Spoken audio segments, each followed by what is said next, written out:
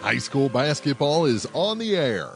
Eagle 102 sports coverage of high school hoops is brought to you by Abel's Quick Shops, Bank of Louisiana, Calumet of Missouri, Eolia Landscaping Supply, Hankey Construction, Bowling Green Chevrolet, the Bibb Beach Funeral Homes LLC, and Collier Funeral Home, Cellular and Satellite Center, Bowling Green Tractor, Brown's Processing and Smokehouse Meats, Community State Bank of Missouri, Kathy Clean, J&D Tire and Auto, Meyer Implement Company, County Market in Louisiana, Craig's Truck and Tractor Service, Quiver River Electric Cooperative, the Bowling Green Insurance Agency, Family Drug in Louisiana, the Bowling Green Pharmacy and Hearing Aid Center, by Ingram Plumbing, the Airyback Life Team, Liggins Flooring, Old Tops Pawn Shop, Midwest Pest Professionals, Mid-America Auto and Towing, the Pike County Health Department Home Health and Hospice, by State Farm Insurance Agent Cindy Blaylock in Louisiana,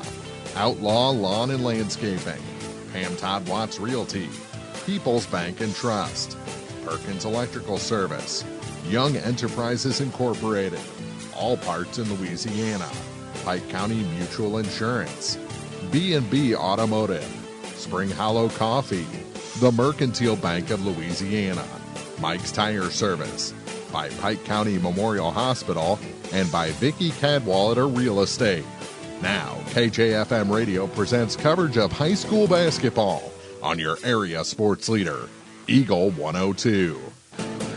Well, it's girls' semifinal night here from the Clopton Invitational Tournament. We've got number 1 Monroe City taking on number 4 Mark Twain in the high school gym. We'll tell you all about it during the Bowling Green Pharmacy pregame show next here on Eagle 102. Hi, this is John. I'm one of the pharmacists you see at Bowling Green Pharmacy. We're right here with personal and prompt service, giving you the answers about your medications. You are always welcome to come in and just say hi. The right people, the right service, right downtown. Bowling Green Pharmacy on the square in Bowling Green. Abel's Quick Shops introduces the new Shell Fuel Rewards credit cards, now with even more ways to save with 2 great reward programs. Choose the Shell Fuel Rewards card or the Shell Fuel Rewards MasterCard and save 10 cents per gallon up to 20 gallons every fill-up, plus rebates on non-fuel purchases. Sign up at shell.us/get rewards from Abel's Quick Shops. We're just down the road. Area High School Sports on Eagle 102 is brought to you by State Farm Insurance, Cindy Blaylock, Bowling Green Chevrolet, and Pike County Memorial Hospital. Broadcasting from the Family Drug Booth, it's the Eagle 102 Game of the Week. It's time now for the Eagle 102 pregame show, sponsored by Bowling Green Pharmacy. Well, as I mentioned, we are in a semifinal action tonight as the Monroe City Lady Tigers take on the Mark Twain Lady Tigers. I guess Monroe City Lady Panthers. I'll get it right here in just a moment. Let's tell you how both teams got here. Monroe City, the number 1 seed, defeated Louisiana on Monday night, 65-49. And it was a Mark Twain over Wright City, 56-44. Now, these two teams have already met once. They went all the way back to December the 10th where they met. Monroe City got the win 64-29, but of course several teams have played since then. We'll see what kind of adjustments were made, things of that nature, because, you know, you learn something with every matchup. So Monroe City, we'll talk about their key starters for you coming up in just a few moments. Mark Twain, some little facts about them as well as we have your keys to the game next on Eagle 102. Clopton Tournament action on Eagle 102, brought to you by Frankfort Farm Supply, Northeast Missouri Title Company, and Carol Rose's Bridal. If you are in the market for a car, whether you're looking for a new or used vehicle, make sure you visit Bowling Green Chevrolet, just off Highway 61 at the South Bowling Green exit. Once you get there, you'll see why Bowling Green Chevrolet is the number 1 dealership in the area. Check it out for yourself. Bowling Green Chevrolet, where you'll always feel at home. Bank from anywhere with Bank of Louisiana's new Freedom Checking account. No minimum balance, no monthly fees, and free access to all of their mobile and online banking services. Bank on your own terms with Freedom Checking from Bank of Louisiana. Member FDIC, equal housing lender. Home data rates may apply. Check with your carrier for details. Freedom Checking from Bank of Louisiana. High school sports on KJFM is brought to you by Brown's Processing, Craig's Truck and Tractor, and Old Top Pawn Shop. The Eagle 102 Keys to the Game. Brought to you by Bowling Green Chevrolet, your keys to the game tonight. Monroe City basically has their keys pretty well down pat. They know exactly what they need to do, when they need to do it, and all that good jazz. They have come into tonight with a pretty nice record. They've only lost, I believe, 2 games on the year, so they definitely have all their pieces in place. They returned a nice nucleus of players this year, some names that we have said a lot over the years. Haley Dyer, Bailey Hayes, Lauren Younggood, and Bailey Hayes are 4 of them that stand out to me. They'll also be starting a Riley Quinn. Of course, we'll talk about those more during the starting lineups here in just a little bit. The nice part is Mark Twain returned a nice nucleus of players as well, but they're going to have to try and keep pace with Monroe City tonight. Monroe City can get up and down the court, have some great inside and outside shooting, so they're going to have to play smart basketball. Going to have to limit those ticky-tack fouls, those reach fouls, those I call them body check fouls. Do the things that you need to do. Play smart basketball. But they, again, return some names that we're used to hearing. Mackenzie Ogle, Emma Ross. Ogle is a senior, Ross is a junior, and then Elizabeth Trower. So those are a couple of the ones that we've listened to over the years. But again, big keys for everybody. You're going to have to make free throws. We've done pretty good so far this tournament. We've seen some good free throw shooting, but as the week wears on, sometimes those stats go down a little bit. So going to have to take care of the basketball. Make sure you make good passes. Don't get sloppy in there. Take care of it. Hold the ball. Don't allow them to slap it away. Things of that nature. Monroe City has very fast hands, and they are good at creating those turnovers. So take care of the basketball, make your free throws, no ticky-tack fouls, and we should have a fun, clean game. We've got about 8 minutes before we have the start of this basketball game. We're glad you joined us. We'll be giving you updates from the other game going on in the little gym, or the old gym, however you want to talk about it, as number 5 Wright City takes on number 8 Louisiana. Then 2 more games this evening. Here in the high school gym, we'll have number 2 Clopton with the rematch against number 3 Elsberry. We'll talk more about that coming up, but these teams met earlier in December as well, where Clopton got the big win. And then, of course, in the old gym, little gym, Mark Froenick, Jim Ross. May not be calling Jim Ross Old Jim. We'll just let you decide. Anyway, that'll be number 6 Silex taking on number 7 Winfield. So we'll provide scoring updates for you during this matchup. And, of course, remember to tell all your friends that you can catch both games with live video stream by visiting KJFM Eagle102.net. And, of course, we have games going on air as well at 102.1. We'll also be updating the brackets each and every morning so that if you want to continue to play along and print out your own bracket or check out those scores, you can go to the sports page, KJFM Eagle102.net. We also have a complete recap of scores each and every night on the Eagle 102 scoreboard page. Again, you can find that at KJFM Eagle102.net. We're going to have your starting lineups and hopefully opening tip up next here on KJFM. Coverage of the Clopton Invitational Tournament on Eagle 102 is brought to you by Hayden's Motorsports, Craig Bowen CPA, and Rawls County Insurance. Community State Bank of Missouri in Bowling Green and Troy, where the number 1 priority is the customer and adding new services to help simplify your life. Community State Bank is committed to meeting or exceeding customer expectations and building a strong, high-performance financial services organization. Community State Bank in Bowling Green and Troy, your community bank since 1887, member FDIC. Bowling Green Insurance Agency can assist in all the insurance coverage you may need. With the proper insurance coverage, you can stop sweating the small stuff and enjoy life.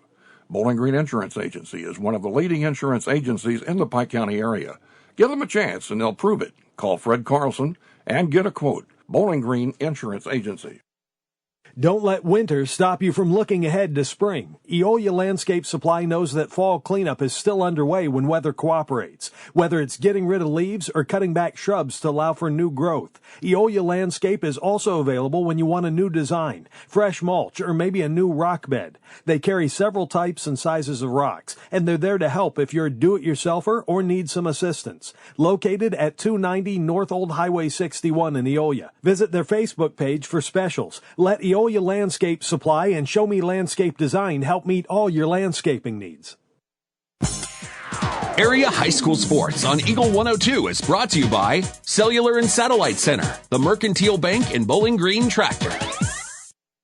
The Eagle 102 starting lineups on KJFM are brought to you by Community State Bank in Bowling Green and Troy. We'll start with the home team on the scoreboard tonight. That will be the Monroe City Lady Panthers. I don't have heights for them. They did not provide that, but they are starting a junior wearing number 12, Haley Dyer, a senior wearing number 14, Bailey Hayes, a senior wearing number 15, Lauren Youngblood, a junior wearing number 20, Riley Quinn, and a junior wearing number 33, Bailey Hayes. And I know you're thinking to yourself, Marianne, you said Bailey Hayes twice. Well, probably for the first time ever in our broadcasting career, Jim Ross and I talked about this a little bit. One school, two girls, exact same names. The difference is you have one that's spelled Bailey with an EY and one that's spelled Bailey with an EE. So have no idea if they're actually related or not, but we'll try to distinguish those a little bit for you when we can because they do seem to spend a lot of time on the court together. Monroe City, of course, in their home white jerseys, black numbers, and gold trim. Starting for the Mark Twain Lady Tigers, they are starting a junior at 5'8", wearing number 3, Emma Ross.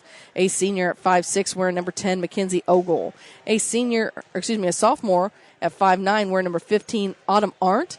A junior at 5'3", wearing number 24, Elizabeth Trower.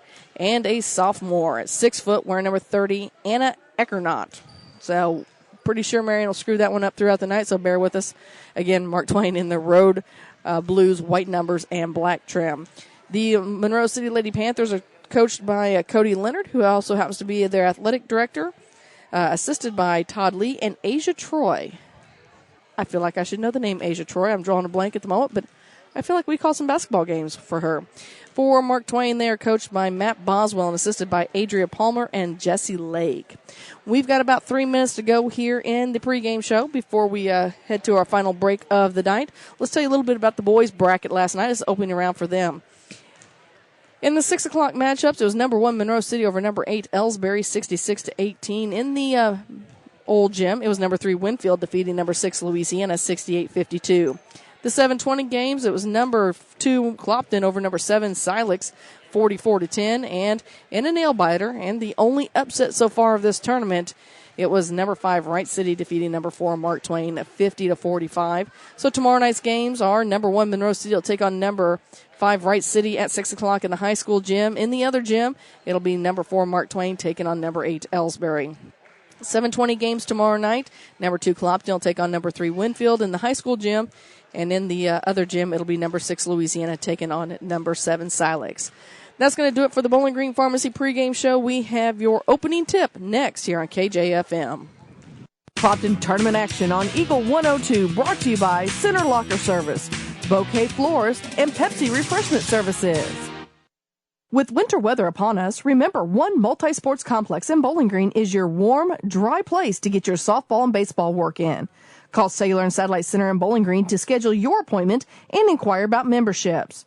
One Multi-Sports Complex, just off VFW Road in Bowling Green. The Mercantile Bank in Louisiana says now's the time to sign up for online banking and bill pay. With online banking, you can bank day or night from your home, office, or anywhere with internet access. Check account balances, view checks, and much more. Stop in today to learn more at the Mercantile Bank, downtown Louisiana. Your hometown bank, member FDIC, and equal housing lender. Area High School Sports on Eagle 102 is brought to you by Air Evac, Spring Hollow Coffee, and J&D Tire and Auto. Ingram Plumbing has always been known for its outstanding plumbing service. But did you know that Ingram's is also the largest retail plumbing supply store in the area? We carry Delta faucets, a complete line of Whirlpool tubs and showers, jacuzzi pumps, and many other specialty items. Stop by Ingram Plumbing today, Highway 61, Bowling Green. Coverage of the Clopton Invitational Tournament on Eagle 102 is brought to you by Bowling Green Ready Mix, Eolia Landscape Supply, and Alicia Koenig, RE/MAX Realty Agent. Well, they are doing introductions now as they're introducing Mark Twain. Again, we'll run down that. They are starting Emma Ross, Mackenzie Ogle, Autumn Arndt, Elizabeth Trower, and Anna Eckernott. Again, as we mentioned just a little bit before, Mark Twain road blue jerseys, black numbers, and white trim.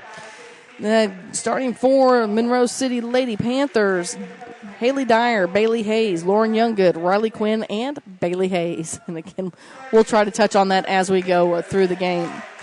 We're glad you joined us tonight. It's girls semifinal action. Of course, they will play championship night on a Friday evening.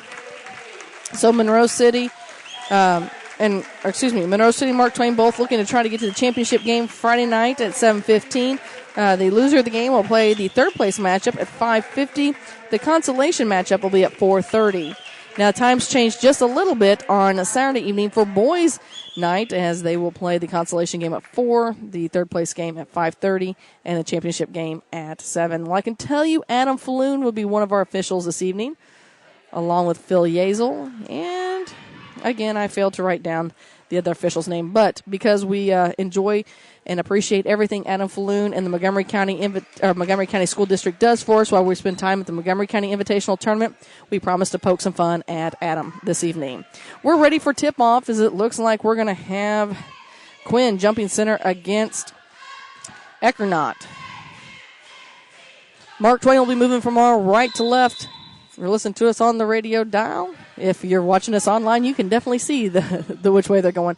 Quick turnover for Monroe City as they get steal, but it's stolen right back by Hayes. That's Bailey with the Y. Brings it up top to Dyer. Dyer swings it near side to Youngblood. Youngblood spins down low on the block. On the near side, tries to get it down low. It loses a handle on it, goes off Eckernott's leg, and she keeps a hold of it. Now full court defense from Monroe City. Looking for the trap. They're set up at 2-2-1. Working to get the ball into the front court. They finally get it to Arndt. Arndt tries to get the basketball, but swatted out of bounds. Last touch by Monroe City, so it will stay with Mark Twain in their half the court. They're right in front of the Clopton student section. That's a little light at the moment. Inbounding the basketball is Ogle. She feeds the ball into Eckernott. Eckernott dribbles around over on the side, dishes it off to Trower. Trower brings it between the circles. This man-to-man defense from Mark Twain swings it far side to Arndt.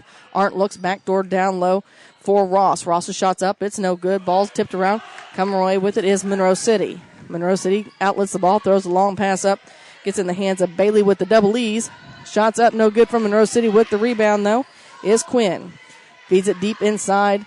Shot in there by Dyer. Her shot's no good. Ball still loose. On the far side with it was Hayes. How about we do this? Bailey with the Y we'll call Bailey. Bailey with the double E's we'll call Hayes. I'm sure it really won't straighten anything out, but we'll give it a shot. Looking inbound the basketball for Monroe City. They get it inside to Youngblood. Youngblood shot from the block, extended up, no good. With the rebound is Mark Twain. Mark Twain's Ross has the ball. She's trying to avoid trap situations. Monroe's trying to set up. Instead, Monroe's going to pick up a foul. Those are those kind of ticky-tack fouls I was talking about in the pregame. That goes on Youngblood. That'll be her first. Team's first. We're still scoreless, 6:43 to go here in the first quarter. Monroe City taking on Mark Twain here in girls semifinal action on the championship side of the bracket. With the basketball is Trower. Trower takes it all the way up. Hirsch not able to do anything with it. She steps out of bounds, so it's another turnover for Mark Twain. They're still scoreless in the other gym as well, as Louisiana and Wright City are facing off.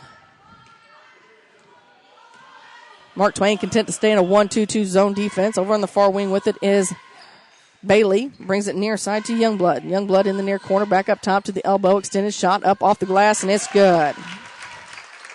Picking that up was Hayes. That's Bailey with the double E's. Still full court man-to-man defense from Monroe City as Mark Twain works it across the timeline, gets in a trap situation at half court, was able to throw it up, get it in the hands of Arndt. Arndt works it around between the circles. All alone, swings it near side to Ogle. Ogle looks down low to Ross. Excuse me. Yep. And Ross is still on the court. So we take it to the other end. Shots up. It's no good. Going to the free throw line is going to be Alyssa. That's not right. It's not Alyssa Ford. It is Riley Quinn. So Arndt picks up her first foul. As Quinn stands at the free throw line, she's going to get 2. Helps if I look at the right team names, huh? First free throw shot's up and good. And we've got our first points of the basketball game. Oh, I missed the basket earlier. 2-0. I missed that basket earlier. I wrote it down, but I forgot to put it on the screen. Second free throw shot's off the mark, so it's 3-0. Still a score, 5:48 to go here in the first quarter. Monroe City leads Mark Twain. Clopton Invitational Tournament. Working in the backcourt is Mark Twain. Needing some space. And they're about to get the 10-second turnover. Nope. It's a stolen by Monroe City. Now it rolls off their arms out of bounds. And back to Mark Twain.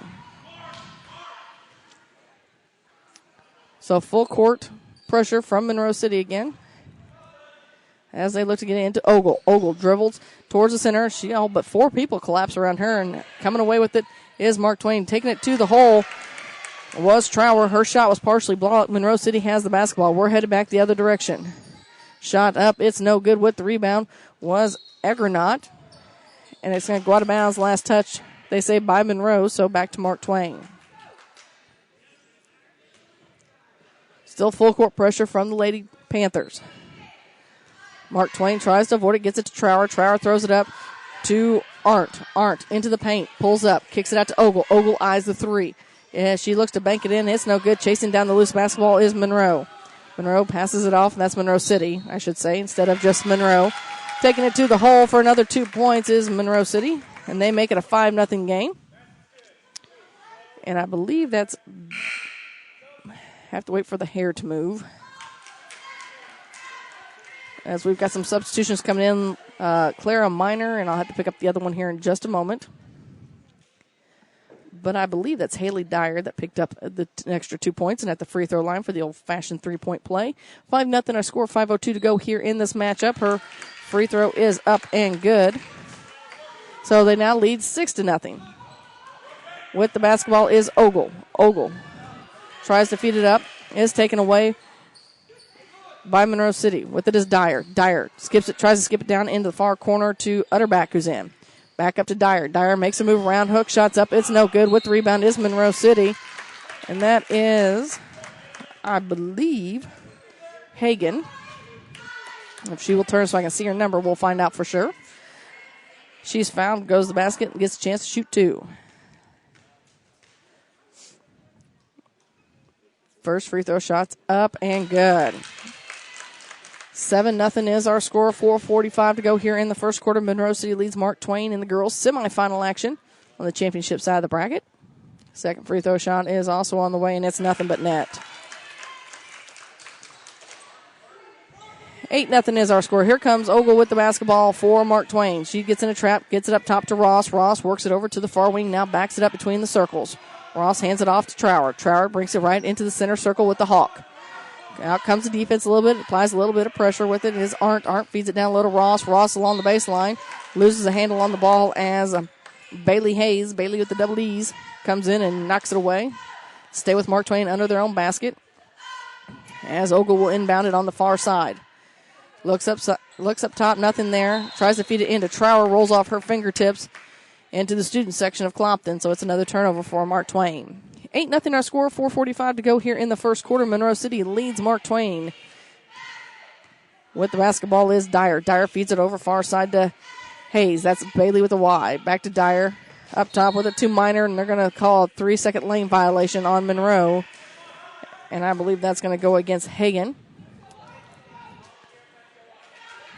So Ross will inbound the basketball in the middle of Mark Twain's bench. Again, full court pressure from Monroe City. All 8 of the 10 players in the front court, they get a Trower. Trower has her pocket picked by Dyer. Dyer works it around, stops, pops from in the paint. Her shot's up. It's no good. Ball's tipped around. Coming away with the basketball is Arndt. Arndt works it around. 3-on-1 in the backcourt. She takes it to the far side along the sideline.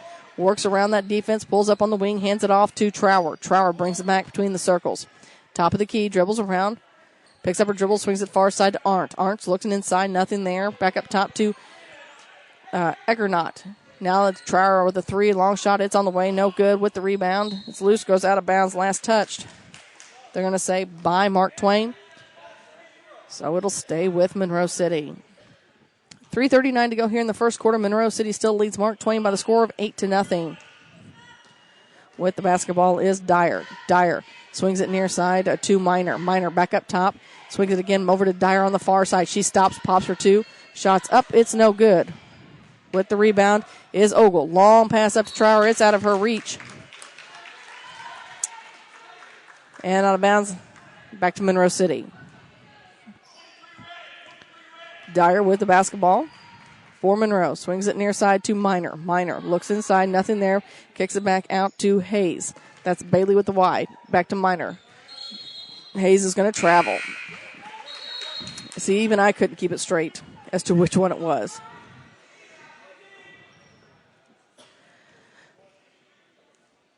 So Ogle came out. I'll check to see who came in for her, and that looks like it's going to be Hannah Mallory.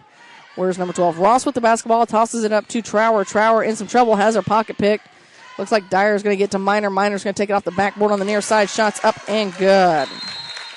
We got a timeout on the court. We'll take one as well with 2:55 to go here in the first quarter. Monroe City leads Mark Twain by the score of 10-0. You're listening to Clopton Tournament Action on Eagle 102. Clopton Tournament Action on Eagle 102 brought to you by Clopton Athletic Boosters, Crossroads General Store, and Lynn's Heritage House.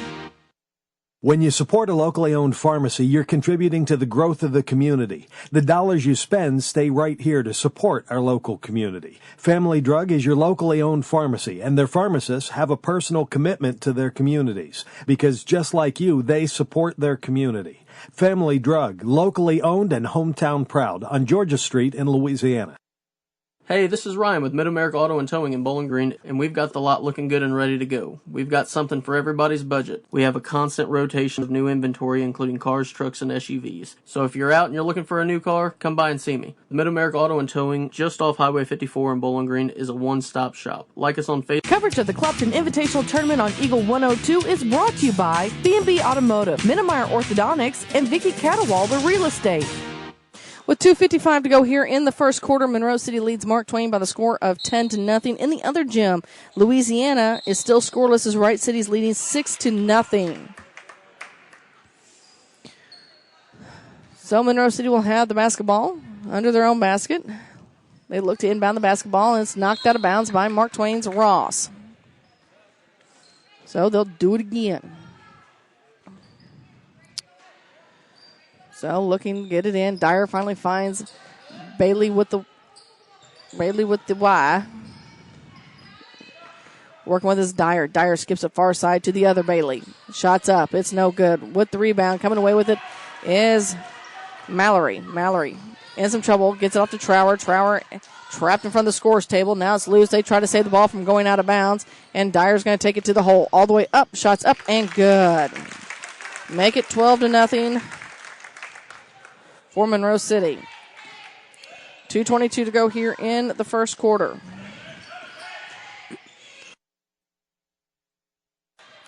So with the basketball is Arndt. Arndt dribble between the circles near side with it to Trower. Trower lobs it down low to Eckernott. Eckernott back out to Trower. And Trower's going to be fouled. It looks like it's going to go against Dyer. Another line change coming in for Monroe City. And that looks like it's going to be Dyer's first foul. Ogle returns for Trower. And checking in the basketball game. Oh, we're going to have to go to... I got some players in I don't have numbers for again. We'll have to double check that here in a few moments. So with it is Mallory. And it's taken away by Dyer. Or excuse me. Yep, that's Dyer. Dyer takes it to the other end. Her shot's up and good. Makes it 14-0 here. With still 1:55 to go here in the first quarter. 14-0 is our score. Monroe City leads Mark Twain here in girls semifinal action on the championship side of the bracket. With the basketball, well, they try to feed it to Mallory. It's taken away. Then getting in there is Youngblood. Youngblood's going to bring it across the timeline. She brings it to the near side. I'm sorry, it's Lily Yeager that's in that I thought I didn't have a number for, but by golly, I found it. Shots up by Quinn, and it's no good. Goes out of bounds. Last touch by Monroe City. So with 1:34 to go here in the first quarter, it's all Monroe, 14-0. Checking into the basketball game, I believe, was Emily Evans. Long passed in. They get it inside to Youngblood. Youngblood works it around. Skips it over to the far side. Gets in the hands of Dyer. Dyer shots up. It's tipped around a couple different times. Taken away now by Mark Twain's going to go out of bounds. Last touch by Monroe City. So Mark Twain will inbound the basketball at the timeline. That's Ogle that'll inbound it. She will inbound it to Arndt. Again, a quick score from the other gym. Right now, Wright City leads Louisiana 11-2. Ogle with it on the near side. Looks down low for Evans. Evans spins. Her shot's up. It's no good. With the rebound was Mark Twain's Arndt. Her shot's up. It's no good. She's going to go to the free throw line, get a chance to shoot two, and hopefully get some points on the scoreboard for Mark Twain here in the first quarter as we're down to 1:09. So Arndt stands in. First free throw shot up on the way, and it's good. So they get on the board. Mark Twain does. 14-1 is our score. Second free throw shot on the way, and it misses everything. So Monroe City will inbound the ball with 1:09 to go in the first quarter and a 13-point lead here in the girls' bracket. Dyer will in control of the basketball, brings it across. Mark Twain stays in their 1-2-2 zone. With it is Youngblood. She takes it down low. Nothing there. Taken away by Mark Twain. With it is Trower. Trower gets it up to Ogle. Ogle at the timeline. Working around. One dribble, loses a hand on it. Here comes Dyer. Dyer looks to take it all the way in. She goes from behind. Shots up and good. Haley Dyer racking up the points tonight. Makes it 16-1. 43 seconds to go in the first. Over on the far side with it is Ross. It's a foot race. She brings it into the front court. Takes it all the way in. Her shot's up. It's off the mark. No good. Ball's loose. And chasing down the rebound is Ogle. Ogle feeds it. Now takes it back on the wing. Dribbles into some traffic. Draws a foul. And she'll inbound it from along the baseline on the far side. So that's going to be on Arndt. Her first. Looks like maybe she collided with a player down there as a substitution came in for her. And I believe Ecker not returned, maybe. With the basketball is Ogle. She takes it out on the wing, far side. Gets it off to Trower. Trower eyes the three. It's off the back of the backboard, really, off the side. And chasing down the basketball is Monroe City. With the basketball is Moss. That's McKenzie. She feeds it up top to Hayes. To Quinn. Quinn at the elbow, down low to Hagan. Shot bounces around a couple different times. That falls good and makes it an 18-1 basketball game as time runs out here in the first quarter. So at the end of one, Monroe City leads Mark Twain by the score of 18-1. We've got second quarter action coming your way next here on Eagle 102. Clopton tournament action on Eagle 102 brought to you by Orff Construction, Twin Pike Family YMCA, and Nutrien Ag Solutions. Hi folks, this is Eric Schaefer. With sports season upon us, be treated like the pros.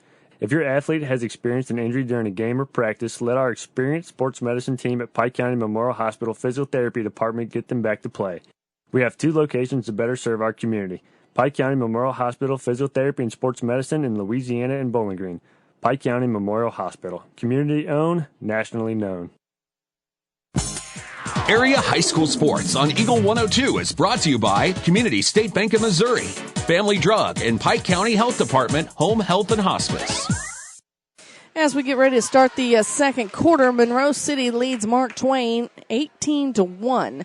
And the only lone point, obviously, as you can figure out, came from the free throw line of Autumn Arndt.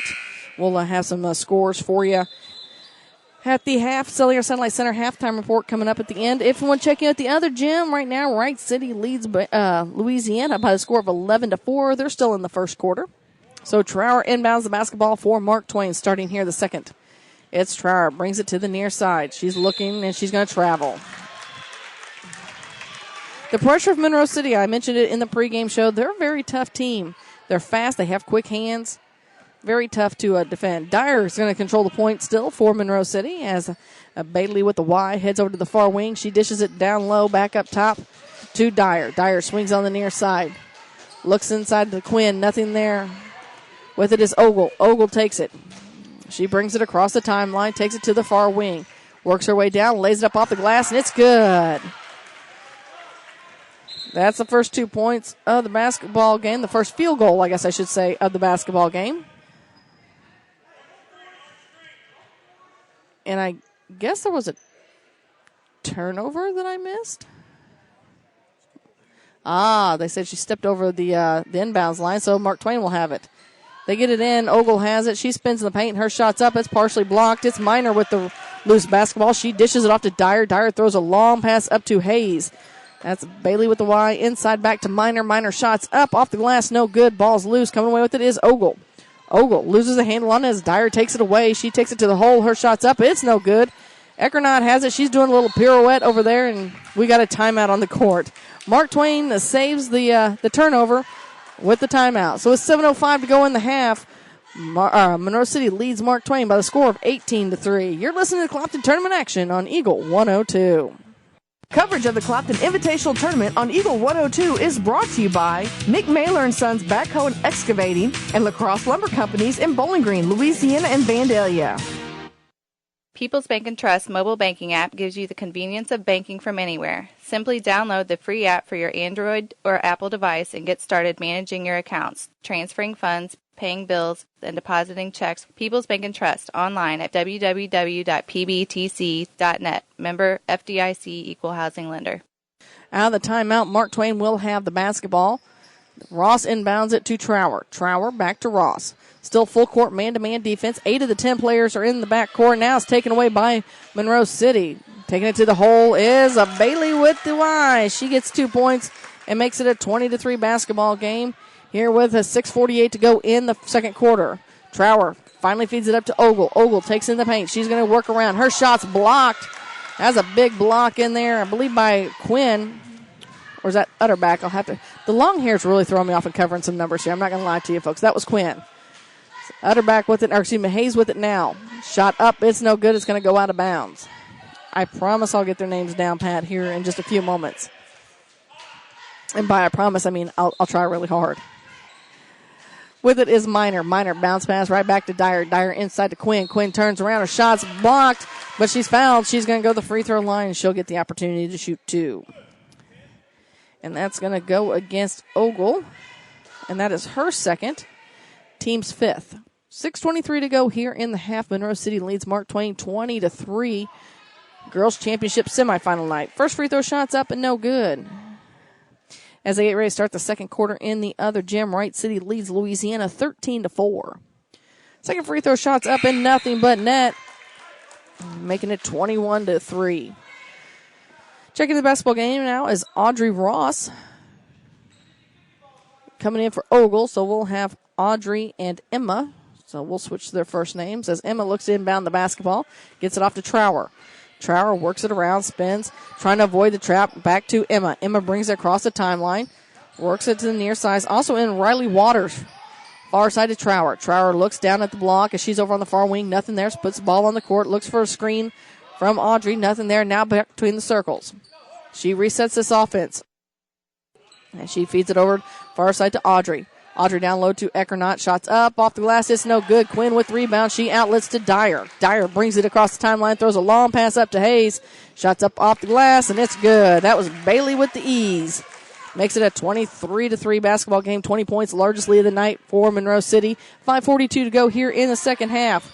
Audrey Ross takes it to the hole. Her shot's up. It's no good.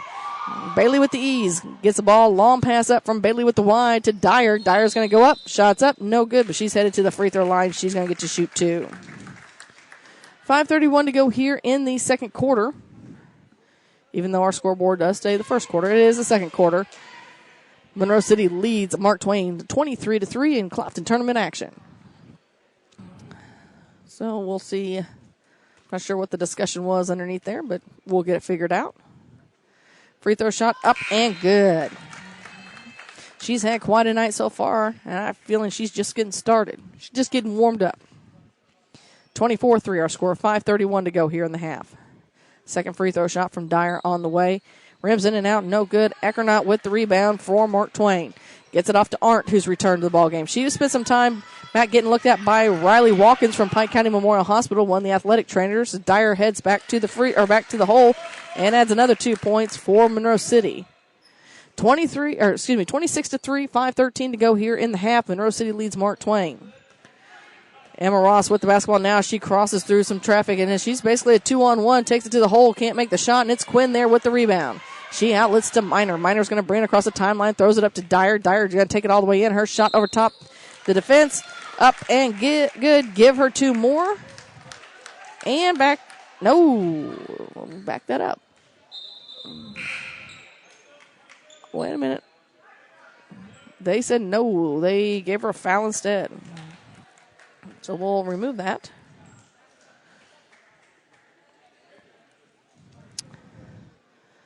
(26-3) our score remains. 4:56 to go in the half. We have your Sailor Satellite Center halftime report coming up here in just a little bit. As Trower works against this defense in the backcourt.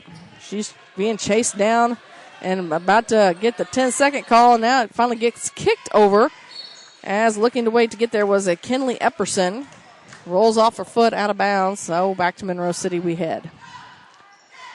Don't forget, we've got more action for you tonight as Clopton will take on Elsberry. Of course, that's always a good EMO conference matchup. We'll have all that action for you right here on KJFM. Long three-point shot on the way. It's off the back of the rim. It's tipped around a couple different times. Hagen comes away with it. Back down, they try to feed it down low, but Eckernott gets the rebound. Arndt has it now. Rushes to the half-court line. She spins, and it's 3-on-1, and they steal the basketball. Here comes Dyer again to the hole. Shots up and good. 28-3, 4:10 to go in the half. It's been all Monroe City.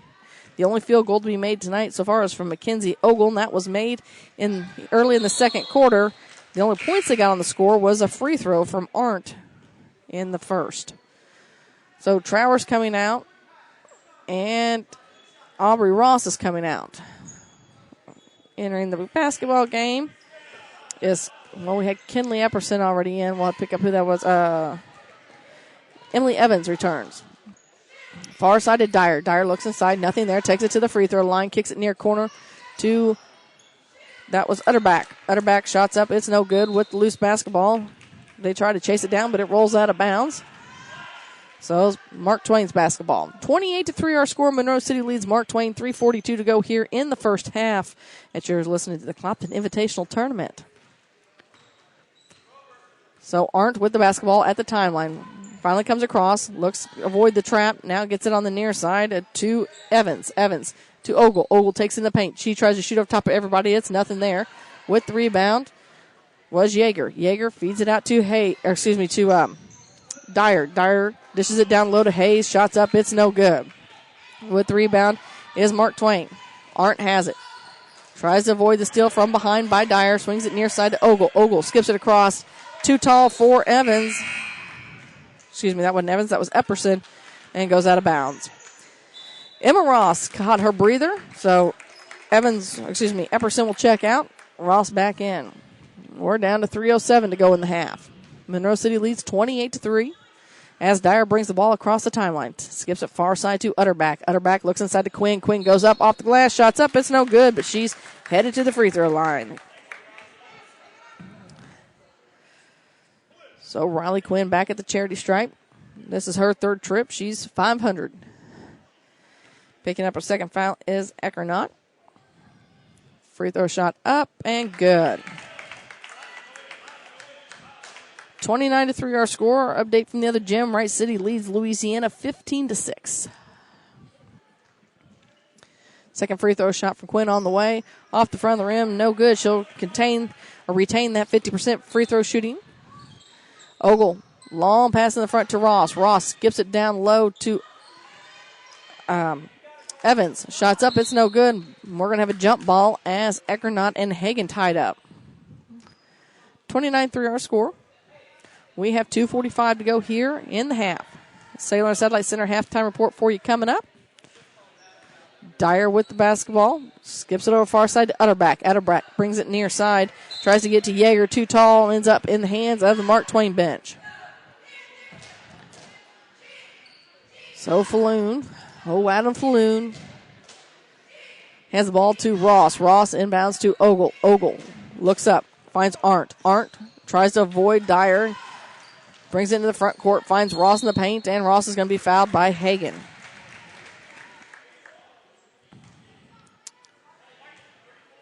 So Mark Twain will inbound the basketball along the baseline on the far side. Entering the basketball game is Madeline Meyer and Lauren Youngblood return. They get right into Eckernott. Her shot's up. It's no good. Ball's loose. Chasing it down is Dyer. That's a name I feel like I've said all night tonight.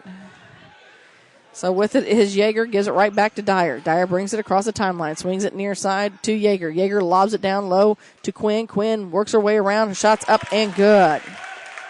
Riley Quinn makes it a 31-3 basketball game with 2:06 to go here in the half. With the ball, edging it across is Arndt. Arndt needs some help, finds Ogle in the near corner. Skips it back to Arndt. Arndt over on the far block. Her shot's up. No good, but she's headed to the free throw line. Getting a little sloppy here towards the end of this basketball game.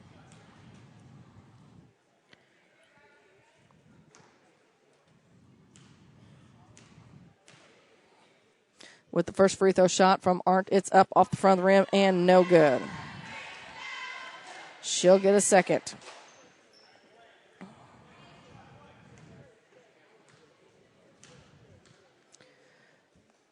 So, second free throw shot's also off the edge of the rim, and it's no good. Score remains the same, 31-3.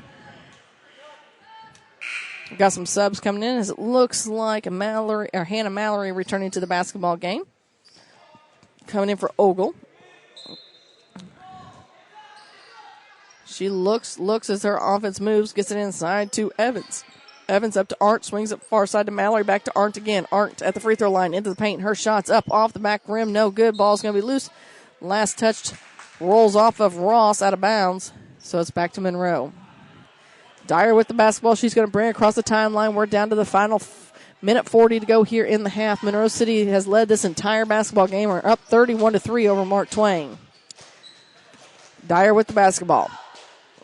Playing a little, pitch and catch across the top. Quinn with it now. She goes high and has to get it out, and she's going to travel. So Minor and Moss come in for Monroe City as Dyer is going to finally get a break along with Yeager. I may need to borrow Olivia's fingers and toes to count up all the points that Haley Dyer has here in the first half. Or maybe just give it to her and let her figure it out for me. Math was never my strong suit.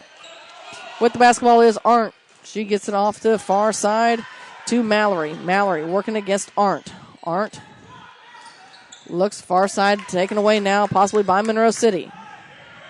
Monroe brings it up. That is Minor. Minor with the basketball. Looks for some help. Gets it off to the far side. And it's going to go out of bounds. Last touched in there by Mark Twain, so it will stay with Monroe City with 49 ticks to go here in the half. 31-3 is our score.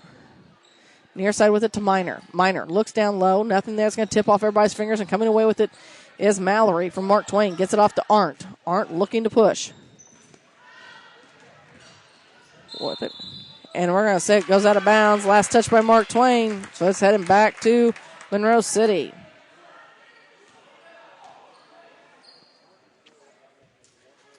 So with the basketball is Monroe City. They're working, kill a little clock here. We're down to the final 30 seconds to go in the half. Dribbling around up top with it is finally is Moss. Dribbles in some trouble. Ball's loose on the court, and we're going to have a jump ball. Well, they rush in there and stop the clock like girls, like they don't fight or anything over a loose basketball. I haven't seen hair pulling or anything going on yet.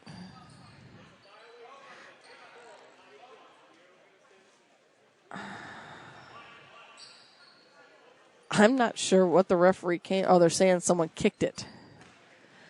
I was like, because he's like, that's a violation. Everything's going to stay the same. Well, what was a violation? So they're not calling it a jump ball. They're calling it a kick instead. With the basketballs, Mark Twain over in the far corner is Ogle. She tries to throw it up to Arndt. Too tall for Arndt, and that's saying a lot because she stands, I think I said, 6 foot tall. So the final 7.9 seconds. Looks like Monroe City will have control of the basketball as Minor will work to get the basketball in. And I say work as she will hand it into Moss. Moss will walk it across the timeline. Back to Minor. Minor inside to Quinn. Quinn spins. Her shot's up, but it's off the mark. It's no good with the putback. And they're going to call up the shot, and that is how the half ends.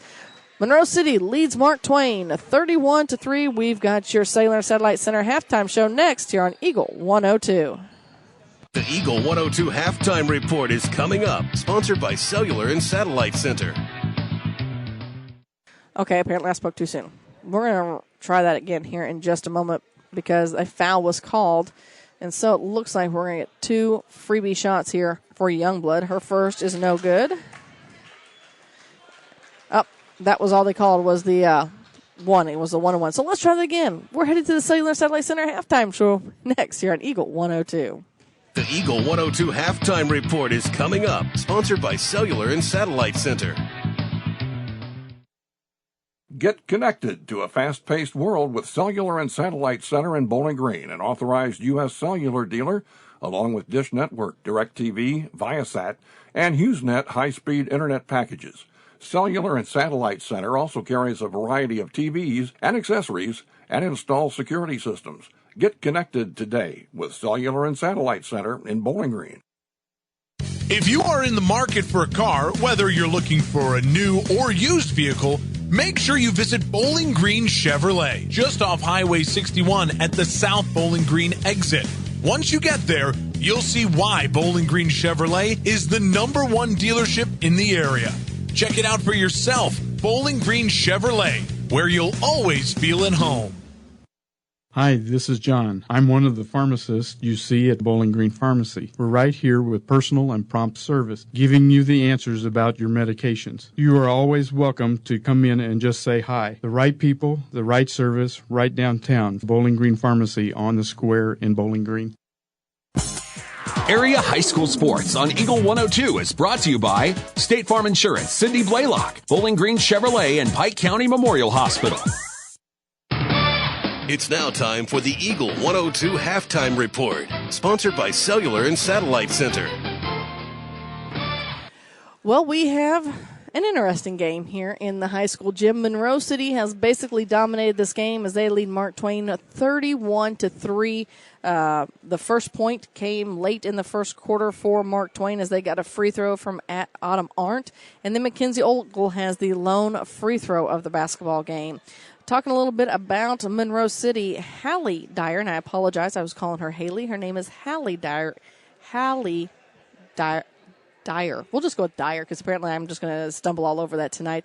She leads all scores tonight with 14 points, and I have a feeling she's, like I said, she's just getting started. She has been all but just a dominant force on the court this evening. She's followed in there by Riley Quinn with 5 points, Bailey with the E's, and Haley Hagan have 4 each. Bailey with the Y and Claire Miner each have 2. So that kind of breaks down some scoring for you.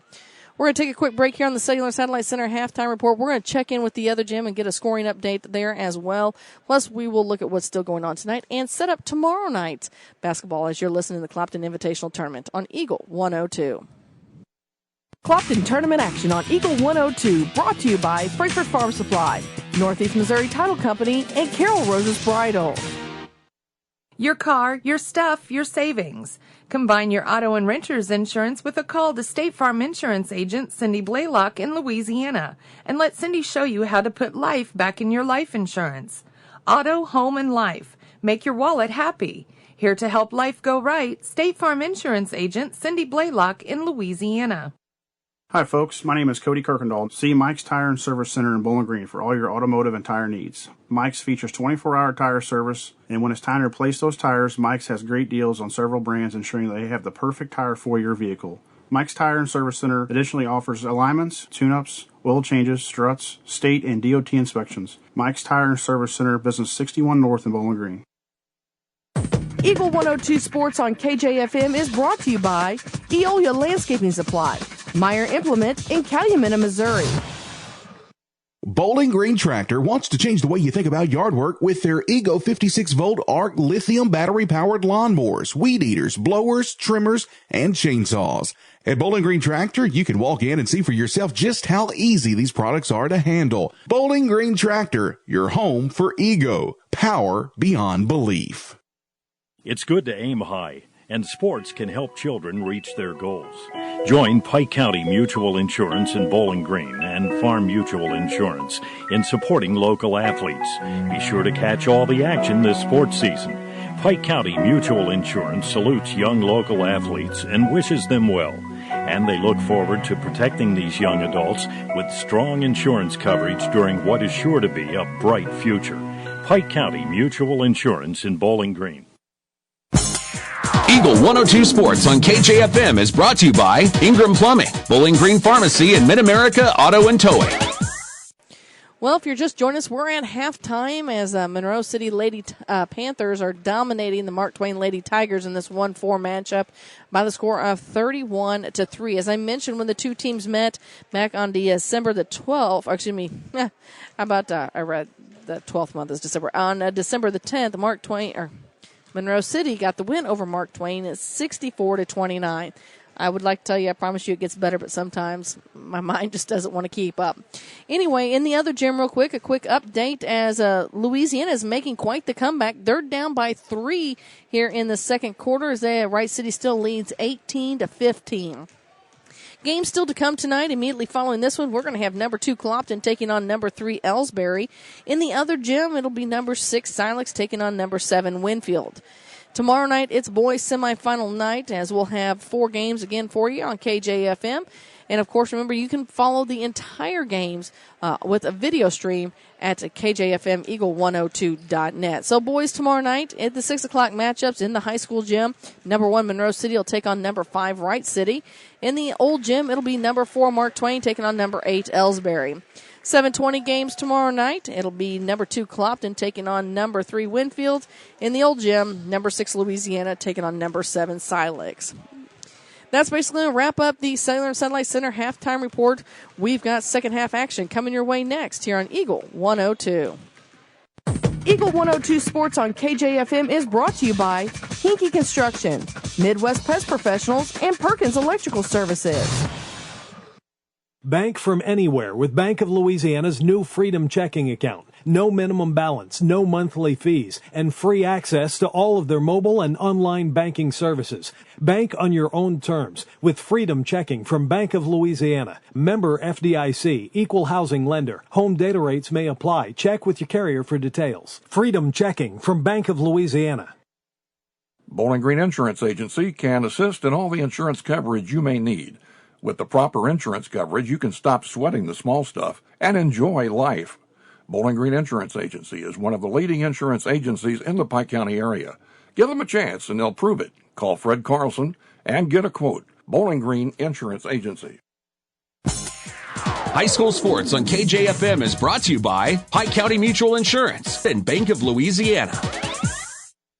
Abel's Quick Shops introduces the new Shell Fuel Rewards credit cards, now with even more ways to save with 2 great reward programs. Choose the Shell Fuel Rewards card or the Shell Fuel Rewards MasterCard and save 10 cents per gallon up to 20 gallons every fill-up, plus rebates on non-fuel purchases. Sign up at shell.us/get rewards from Abel's Quick Shops. We're just down the road. Don't let winter stop you from looking ahead to spring. Eolia Landscape Supply knows that fall cleanup is still underway when weather cooperates. Whether it's getting rid of leaves or cutting back shrubs to allow for new growth, Eolia Landscape is also available when you want a new design, fresh mulch, or maybe a new rock bed. They carry several types and sizes of rocks, and they're there to help if you're a do-it-yourselfer or need some assistance. Located at 290 North Old Highway 61 in Eolia. Visit their Facebook page for specials. Let Eolia Landscape Supply and Show Me Landscape Design help meet all your landscaping needs. Coverage of the Clopton Invitational Tournament on Eagle 102 is brought to you by Mick Mailer & Sons Backhoe and Excavating and Lacrosse Lumber Companies in Bowling Green, Louisiana and Vandalia.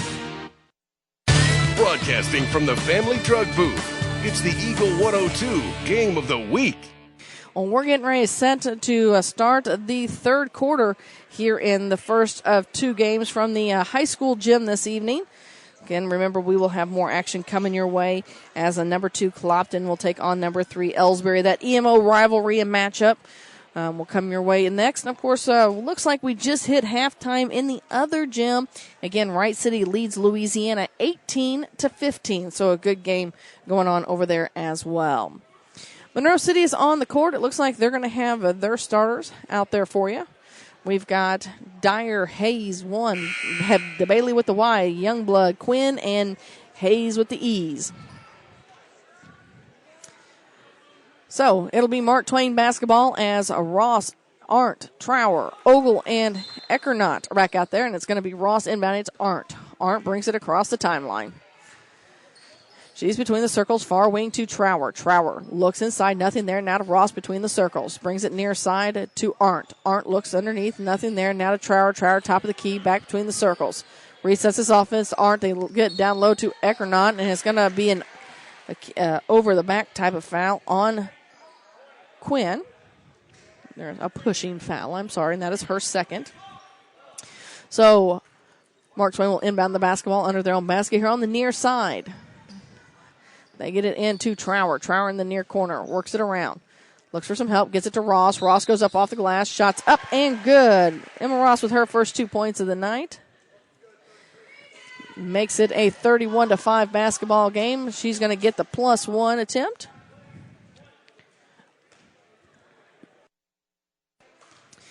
She stands, dribbles. That foul was, her free throw is good. That foul went on Bailey with the ease, and that's her second. Youngblood with the basketball now. Gets in the near corner to Bailey. With it is Dyer. Dyer back to Youngblood between the circles. Mark Twain staying in their zone defense. Gets it to Bailey. Bailey takes it in. Her shot's up. It's no good. It's blocked by Eckernott. Eckernott gets it to Trower. Trower guarded by Hayes. And that's Bailey with the Y. We're going to try and tip to call her Hayes. And Trower falls down, loses a handle on it, and we're going to have a jump ball. As Youngblood comes up and just grabs a hold of the basketball. Smart not to make contact, pick up a foul. It's going to be Monroe City basketball as Hayes inbounds to Dyer. Dyer brings it across the timeline, swings it over the far side to Youngblood. Youngblood puts the ball in the court over on the far wing, drives it down along the baseline, in the block, spins Quinn, up shots, partially blocked by Arndt. Arndt has the basketball. She's going to work against Hayes in the backcourt. Coming up to apply a little bit of help is Youngblood. They get it to Ross. Ross brings it up right in front of Mark Twain's bench, takes it in the paint. Her right-handed up. She's up and no good, but she's fouled. She's going to go to the free throw line. Going to get 2 shots, and we'll see who that's courtesy of. That's going to be courtesy of Quinn. Quinn picks up her 3rd foul and sends Ross back to the charity stripe. 31-6 our scores. We're just getting started here in the 3rd quarter.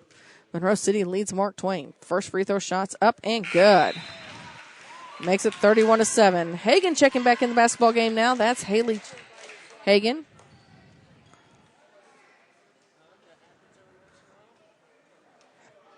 So as Emma Ross stands at the free throw line, 2nd free throw shot on the way. It's up, and it's also good. She makes them both. Makes it a 31-8 basketball game. 6:40 to go here in the 3rd quarter. It's been all Monroe City here in girls championship semifinal action night. With it is Hayes. Hayes over the far side to Dyer. Dyer looks inside, back to Bailey. Bailey down low. Her shot's up. It's off the mark. It's no good.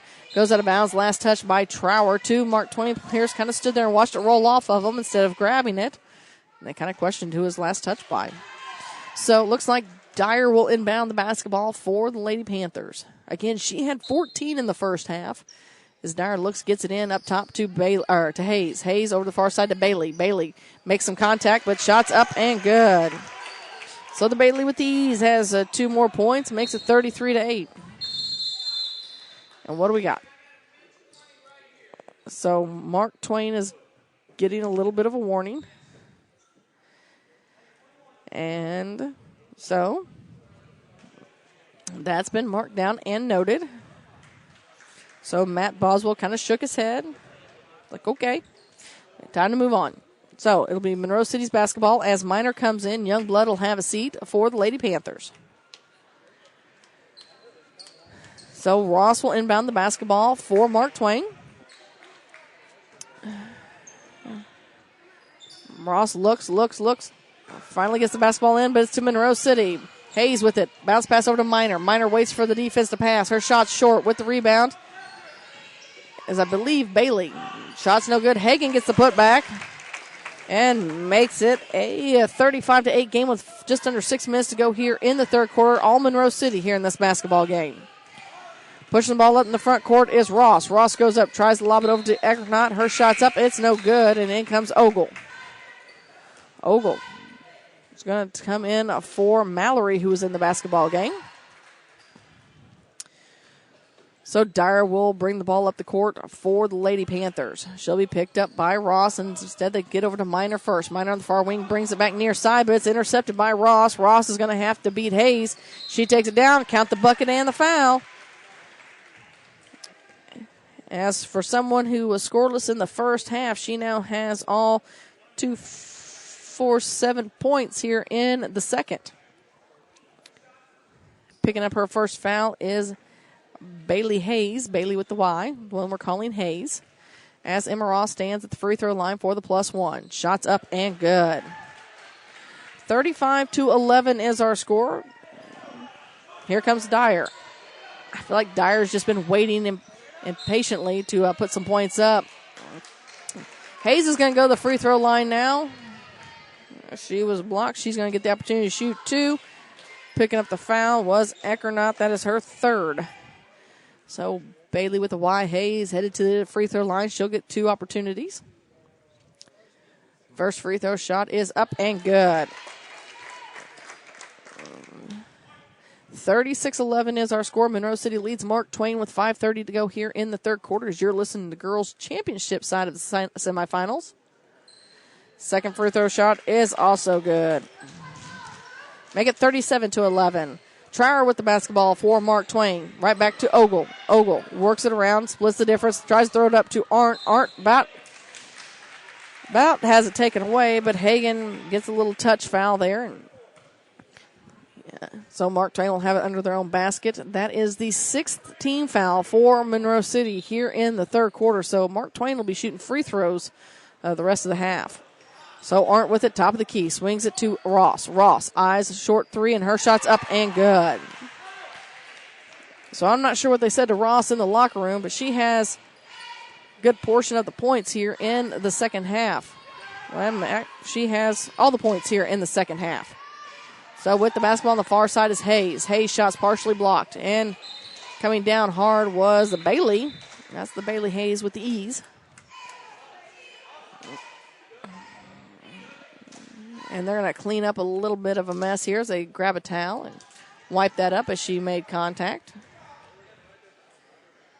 Oh, they told Adam, nope, we got it. So Mark Twain will have the basketball as Ross will inbound the ball to Ogle. And it's taken away by Bailey. Bailey, she goes up. Her shot's no good, but she's headed to the free throw line where she'll get a chance to shoot 2. 37-13 is our score. 4:56 to go. Monroe City leads Mark Twain in the third quarter of the girls' semifinal championship round. First free throw shot is up and good. She'll get a second. Looks like action's just getting underway in the other gym. We'll give you an update on that in just a moment as she misses the second free throw shot. Still, Wright City leads Louisiana 18-15. Trower takes it to the hole. She goes up against a tough Hagan, and she bounces right off, and it's enough to get her 2 freebies from the charity stripe. 38-13 our score. 4:50 to go here in the third. It's been all Monroe City and Emma Ross apparently here in the second half. First free throw shot's up and good from Trower. She'll get to second. Kind of line change again here from Monroe City. We'll pick it up as it looks like Yeager returned to the basketball game along with Youngblood and Madeline Meyer. Second free throw shot misses. With the rebound is Monroe City. We'll head back the other direction. Dyer brings it across the timeline. Youngblood with it now. Fakes it inside. Kicks it out to Yeager. Yeager eyes a 3. It's no good. Ogle with the rebound. Ogle works. She loses a handle on the basketball. Picks it back up. Needs some help. Gets it from Ross. Ross dribbles over on the far wing. Gets it to Arndt between the circles. She's backs up inside the circle with the Hawk. She's center court waiting for an offense to move. This man-to-man defense isn't phasing Mark Twain a lot at this point, except for Emma Ross and Dyer doing battle underneath as Ross goes along the line, but she steps out of bounds. So a turnover for Mark Twain gives the ball back to Monroe City. Now Mark Twain looking for almost a 1-2-2 type of, like they want to trap as Youngblood throws a long pass up. They finally get into Bailey, but she's going to say she took a step. It was a nice process there by Monroe City, but unfortunately Youngblood took that step. Was it Youngblood or Yeager? I've already forgot which one I called. Anyways, got the turnover. Ball's tipped around. Now it's loose. Hagan comes away with it. Gets it to Bailey. Bailey back to Yeager. Back to Bailey. Bailey about has her pocket picked by Ross. And it's going to go out of bounds. Last touched by Mark Twain. So Dyer will inbound the basketball now along the baseline on the far side. Into Youngblood. Long 3 ball on the way. It's short off the front of the rim. Ball's tipped around a couple different times, and we've got to travel. Trower, who had a hold of the basketball, took a couple steps to gain her balance as she was kind of sort of falling. And unfortunately gets to travel. So now Dyer will inbound the basketball again. Gets it to Bailey. Back up top to Yeager. Back to Dyer. She eyes that three, and it's just short off the rim. Eckernott with the rebound. Gets it to Arndt. Arndt to Ross. Ross brings it into the front court, dribbles through some traffic, loses a handle on the basketball. Ogle picks it up. Ogle takes it in from the far block. Shot up and good. So Mackenzie Ogle with her second basket of the night makes it a 38-16 basketball game with 3:22 to go here in the third. Bailey with the basketball bounces off the defenders, gets inside to Hagan. Hagan shots partially blocked, and it looks like she's going to, excuse me, that's not Haley, that was Meyer. Meyer went up. Her shot was partially blocked. She'll go to the free throw line and get the opportunity to shoot two.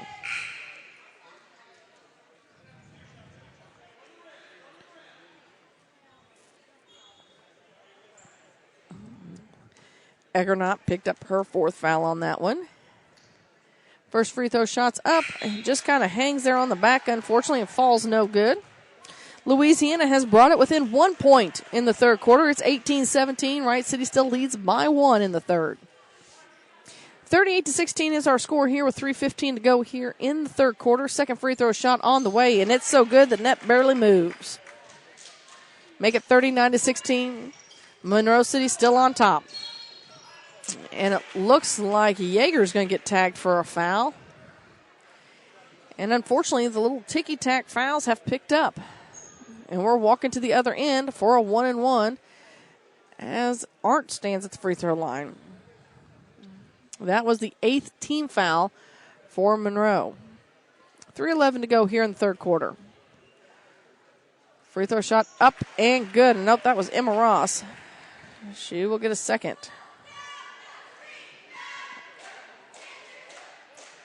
So 39-17. See if she can make it 18. And she does. So Emma Ross has put the Lady Tigers on her back and chipped away at this. They have put up 15 points here in the third quarter. They put up 3 the entire first half. With the basketball is Youngblood. Her shot's up and good. Lauren Youngblood goes tall, pulls up for the short jumper, and makes it 40. I thought it was supposed to be 41. Scoreboard says 40, so we'll go with what they have because Marianne hit the button one too many times. We've got another foul, and that's going to be Dyer. Hallie Dyer. That's her third. Oh, see, I was right. They changed it to 41. So 41-18 is our score. 2:48 to go here in the third quarter. Monroe City leads as Emma Ross steps back to the free throw line for a 1-and-1. Free throw shot up. It's short this time. With the rebound is Quinn. Quinn outlets. Who did she kick it out to? Youngblood. Youngblood to Dyer and back to Youngblood. Now with it is Bailey. Excuse me, that's Hayes. Well, Bailey with the Y. Hayes. And they throw it down and split the defenders between Hayes and Quinn. Both of them just kind of looked at each other. I think one thought one was going to crisp while the other was going to cross. And unfortunately, it leads to a turnover for Monroe City. So with it is Trower. Trower being guarded by Hayes. Gets it off to Ross. Ross, kind of like a bulldog, or bulldozer, I should say, goes straight to the other end. Give her 2 more. And now they're up to 20 points and makes it a 41-20 game with 2:20 to go here in the third quarter. So with the basketball, over on the far side is Youngblood. Youngblood kicks it out to Hayes. Hayes on the near wing, now to Dyer. Dyer top of the keys, far side with the basketball to Bailey. Bailey shots up. It's no good. Ogle with the rebound. Gets off to Trower. Trower loses a handle on it, and Dyer picks it back up. Dyer tries to bounce pass to Hayes, and it goes out of bounds. Now, Dyer had 14 points in the first half, and they have kept her quiet here in the second. So with it is Arndt. Arndt. She's going to bring it across the timeline. Swings it near side of Trower on the wing right in front of Mark Twain's bench. Holds the ball high. Looks inside. Nothing there. Skips it, and Dyer takes it away. Ross comes back and tries to strip it again, but Dyer looks like she's on a mission. She's going straight to the hole. Shots up. It's no good. With the rebound is Bailey. Bailey is going to go to the free throw line and get a chance to shoot too as she tried to put it back up the rebound amongst the trees. And she's fouled. Oh, they're going to call it on the floor. Make a liar out of me every time. Can't even blame Adam Falloon for that one. Now it's Hayes looking for a 3. It's a little hard off it. Rebound, and now we're going to have jump ball. In the other gym, it's still a 1-point game as Wright City leads Louisiana 20-19 in the third. We have 1:32 to go here in the third quarter here. Monroe City leads Mark Twain 41-20 here in Clopton girls semifinal action. Ross gets the ball to Trower. Trower going to walk it across. No full court pressure from Monroe City. They'll pick him up, and then it's a man-to-man defense after they cross. Over the far wing to Ogle. Back up top to Epperson. Epperson near side of Trower. Trower puts the ball in the court. She works her way around. It's up. It's tipped around a couple different times, and we've got another foul. And it'll be a 1-1. So that's going to go on Quinn. That is her fourth. And sends Ross to the free throw line. And that'll be for 2. That's their 10th team foul. Foul's looking a little on the, maybe a little lopsided here at the moment. Free throw shots up and good.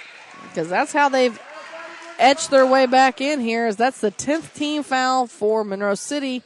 When Mark Twain has 4 with 1:14 to go here in the third. It's a 20-point game. Monroe City leads 41-21 as Emma Ross tries to get that down underneath 20, and she does. So here comes Dyer. Dyer swings out far side to Hayes. Hayes goes straight up, and she's going to be fouled. That's going to go against Epperson. And it'll send Hayes to the free throw line, where she'll get to. She'll look at to make it a 20 or 21-point lead again for the Lady Panthers. So her first free throw shot is up off the back of the rim and no good. She'll get a second. Wright City stretched their lead a little bit. They've got a 5-point lead here in the third, 24-19 over Louisiana, but looks like a good matchup going on in the other gym. Second free throw shot on the way for Hayes, and it's good. It's back to a 20-point lead for the Lady Panthers as Ross is going to, Trower bring the ball across the timeline for the Lady Tigers. She brings it to the near side. Still man-to-man defense from the Lady Panthers as Ogle takes it down. She spins against Miner. Tries to feed it inside to Ross, and Hagan is going to be tagged for her 4th foul. And we'll send Ross back to the free throw line to shoot 2 more. May run out of space for Ross, as she tries to look to get this lead back down to under 20 with less than a minute to go here in the third. First free throw shot is up off the front of the rim. It's no good. She will get a second. Meyer re-enters the basketball game. It looks like Arndt set to check in for Ross if she makes this free throw.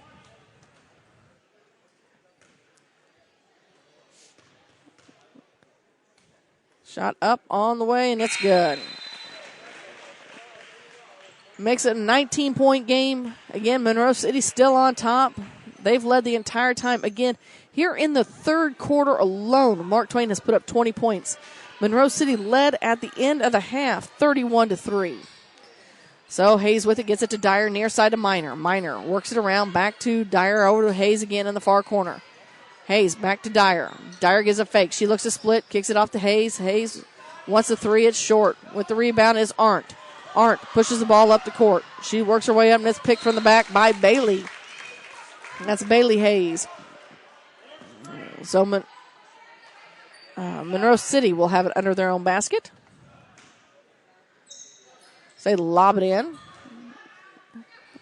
Ball's in the hands of Ogle in the near corner. She drives, goes up to glass, shot. It's up, it's no good. Epperson with the rebound. Epperson looks, nothing there to Ogle. Ogle goes up, no good. She looked to draw a foul. Instead, Miner comes away with the loose basketball. All alone with is Bailey. Bailey shots up. It's too strong. Ball's tipped around. We're down to 9 seconds. Here goes Mark Twain to Trower. And we've got a carry. So Mark Twain turns the ball over with 6 seconds to go here in the third. 42-23 our score. Monroe City leads Mark Twain. Monroe will have it under their own basket on the near side with 6 ticks to go in the third. They get the ball into Bailey, up top to Hayes, right back to Dyer. Dyer eyes the 3, off the mark, no good. With the rebound is Miner, and that is how the third quarter ends.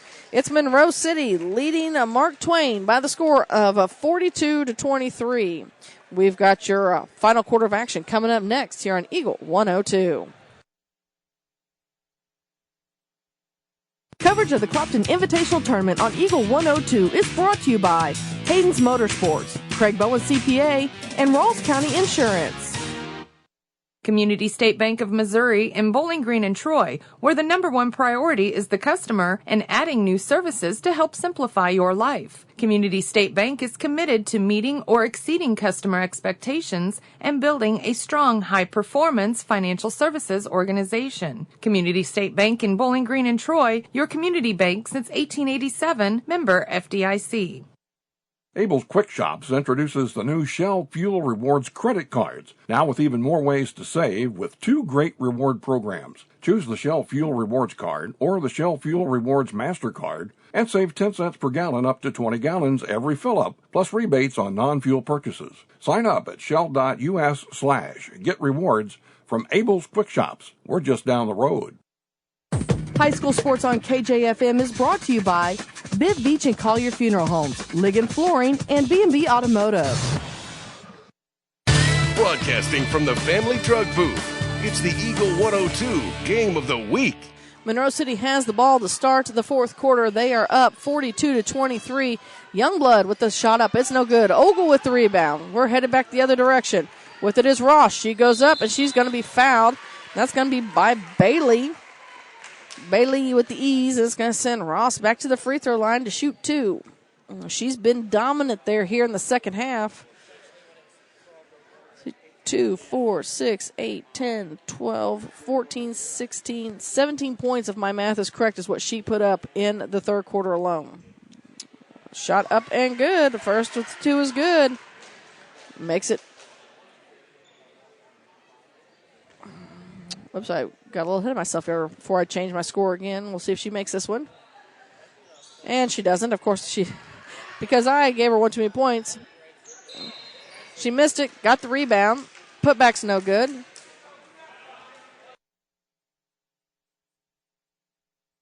Excuse me, a little sneeze there. And the rebound goes out of bounds. Last touch by Mark Twain. So it'll be Monroe City inbounding the ball.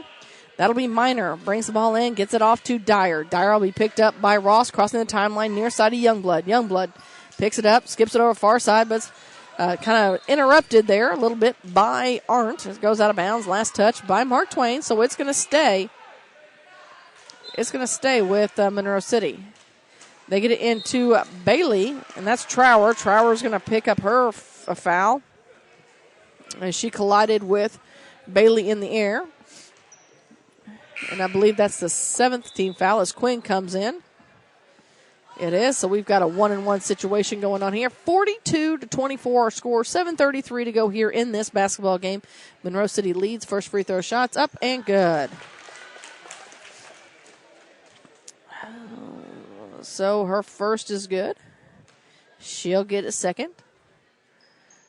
And nothing but net on the second as well. Makes it a 44-24 game here in the fourth quarter. Teams looking to go to the championship game on Friday night. Well, they'll face the winner of the Clopton-Elsberry matchup, which is immediately following this one. Arndt gets it far wing to Ogle. Ogle looks down low. Now to Arndt. Nice give and go and assist there from Mark Twain as Arndt gets another 2 points and makes it 44-26. Minor with the basketball now. It's taken away by Mark Twain, but coming back away with it is Bailey. Her shot's up and good. Give her 2 more. Back to a 20-point lead. So Arndt with the basketball, crosses the timeline, feeds it off to Ogle. Ogle on the far wing.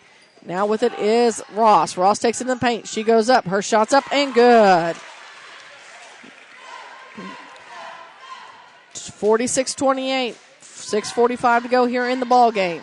With the basketball is Youngblood. She skips a far side to Minor. Minor in the paint to Bailey. Bailey dishes it off and it's taken away by Ogle. Ogle working against Minor. Minor trying to disrupt it and they throw it in the front court to Evans. Trower with it. Her shot's up. It's no good. Arndt cleans it up, puts it back, and gives another 2 points, and we got a timeout on the court. We'll take one as well.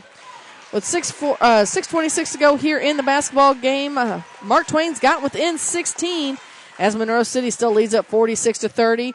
You're listening to Clopton Invitational Tournament on Eagle 102. Clopton Tournament action on Eagle 102 brought to you by Center Locker Service, Bouquet Florist, and Pepsi Refreshment Services. Bowling Green Tractor wants to change the way you think about yard work with their Ego 56-volt ARC lithium battery-powered lawnmowers, weed eaters, blowers, trimmers, and chainsaws. At Bowling Green Tractor, you can walk in and see for yourself just how easy these products are to handle. Bowling Green Tractor, your home for Ego. Power beyond belief. High school sports on KJFM is brought to you by Abel's Quick Shops, Mike's Tire and Service Center, and Kathy Clean. Well, another update from the Louisiana Wright City game. It's still a close one as they entered the fourth. Wright City leads Louisiana 24-21. In this gym, we got 6:26 to go in the basketball game. Monroe City leads 46-30. However, one time they were up 31-3 at the half. Monroe City was. So Mark Twain has really chipped away at this here in the second half, mainly courtesy of Emma Ross. Dyer with it now. She stops, dishes it off over in the far wing to Quinn. Back up to Dyer, now to Youngblood. Youngblood swings it to Hayes. Hayes kicks it around to Dyer. Dyer looks again, now inside to Bailey. Bailey Hayes. And we're going to have a jump ball. If you're just joining us, try and refer to Bailey with the Y, Hayes as Hayes, and Bailey with the E's as Bailey. So Arndt with the basketball. She's going to bring it across the timeline.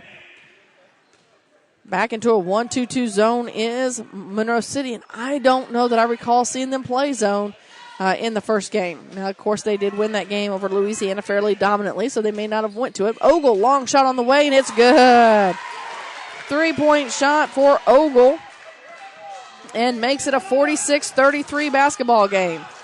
With it is Bailey. Bailey stretches it back out. 48-33. 5:29 to go here in the basketball game.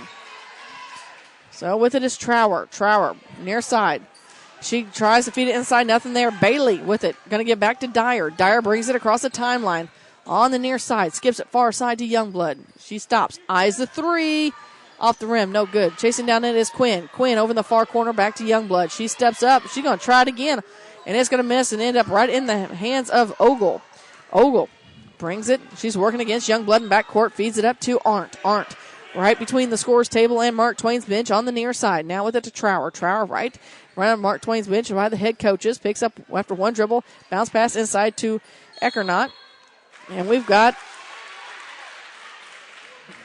a foul. Yep. And that's going to go on Bailey, and that'll be her fourth. And it's going to send Anna Eckernott to the free throw line to shoot two. As we are in the double bonus. First free throw shot is up and no good. She'll get the second. Another update from the other gym. It's still remaining close. It's a 3-point lead for Wright City here in the fourth, 26-23 over Louisiana. Here with 4:46 to go in the basketball game, Monroe City leads Mark Twain 48-33. Second free throw shot is no good. With the rebound was Quinn. Quinn dishes off to Dyer. Dyer, who was the dominant player in the first half for Monroe City, has been held quiet as Bailey has it now. Goes along the baseline, shots over the key. With the rebound is Quinn. Quinn is fouled. They call it on the floor. But it doesn't matter. They're going to go to the free throw line anyway. And that's going to set Eckernott down. That is her third foul. Riley Quinn to the free throw line for a 1-and-1. So either way, we're shooting. What? All right, now everybody straightened out. Yes, we all have that. She had 5 fouls. She's already off the court. But good clarification. Nothing like being thorough here at the Clopton Invitational Tournament. Free throw shot up and no good. With the rebound is Mark Twain. Aren't with it between the circles. Skips it over the far wing to Ogle. Ogle looks down low to Ross. Ross's shot's up. It's partially blocked. Coming away with it is Quinn. Quinn feeds it out to Dyer. Dyer dribbles through some traffic. She starts directing traffic as she and Ross are going to go toe-to-toe. Near side with it now is Yeager. Yeager back to Dyer. 4 minutes to go here in the basketball game. Monroe City leads at 48-33 over Mark Twain. Hayes with it. Little pitch and catch. I have a feeling if Monroe City really wants to, well, they're going to make liars around like they could kill clock. But Arndt comes in, gets the steal, takes it to the hole, shots up and good. So give Arndt another 2, and it's back to a 48-35 lead. Only a 13-point lead. Hayes with it. Looks to go all the way in. She's going to go up. Shot's no good. However, Evans, I believe, picks up the foul. It's going to send Hayes, Bailey with the Y to the free throw line. She'll get she'll get 2, I believe. That's what he held up. I don't think they called it on the floor, but we'll find out here very quickly. So, the first free throw shot is on the way, and it's money. 49-35 is our score. She'll see if she can make it an even 50. Shot on the way. Short. With the rebound is Dyer. Dyer's going to bring it back out and set up her offense. Far side to Hayes. Hayes back to Dyer. Dyer right in front of the scoreboard. Puts the ball in the court. Now to Hayes.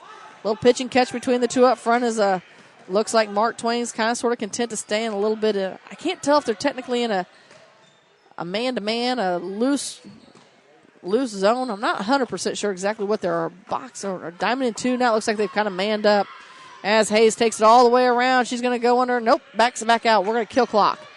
And Emma Ross is going to pick up a foul as she and Bailey with the ease tangle. And by tangle, just mean they ran into each other. And everybody's in double bonus now. And so that's Ross's third foul. Free throw shot up and money. Now it's 50-35, 3:05 to go here in the basketball game. Monroe City leads Mark Twain in the girls' semifinal on the championship side of the bracket. Second free throw shot is also good. 51-35 our score. Here comes Arndt. She's going to bring it across the timeline. She'll be picked up by Dyer. She stands in the circle between the circles now, near side Ogle. Ogle looks inside, nothing there. Now tries to lob it, but it's taken away by Monroe City. Hayes with the basketball, gets it off to Dyer. Dyer's going to bring it across the timeline.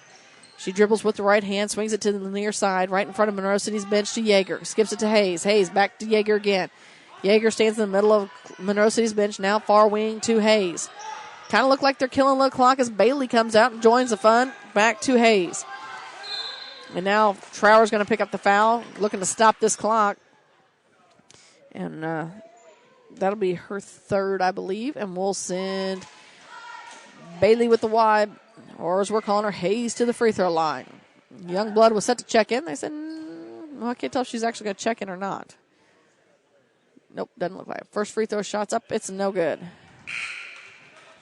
Now Hannah Mallory going to come into the basketball game. She's going to come in for Evans.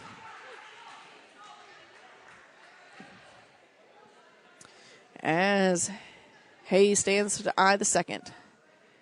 Shots up, and it's good. We talked about free throws in the pregame like we always do, and it's a 52-35 game, 2.5 minutes to go here in the basketball game. We'll have the Abel's postgame show for you coming up in just a bit.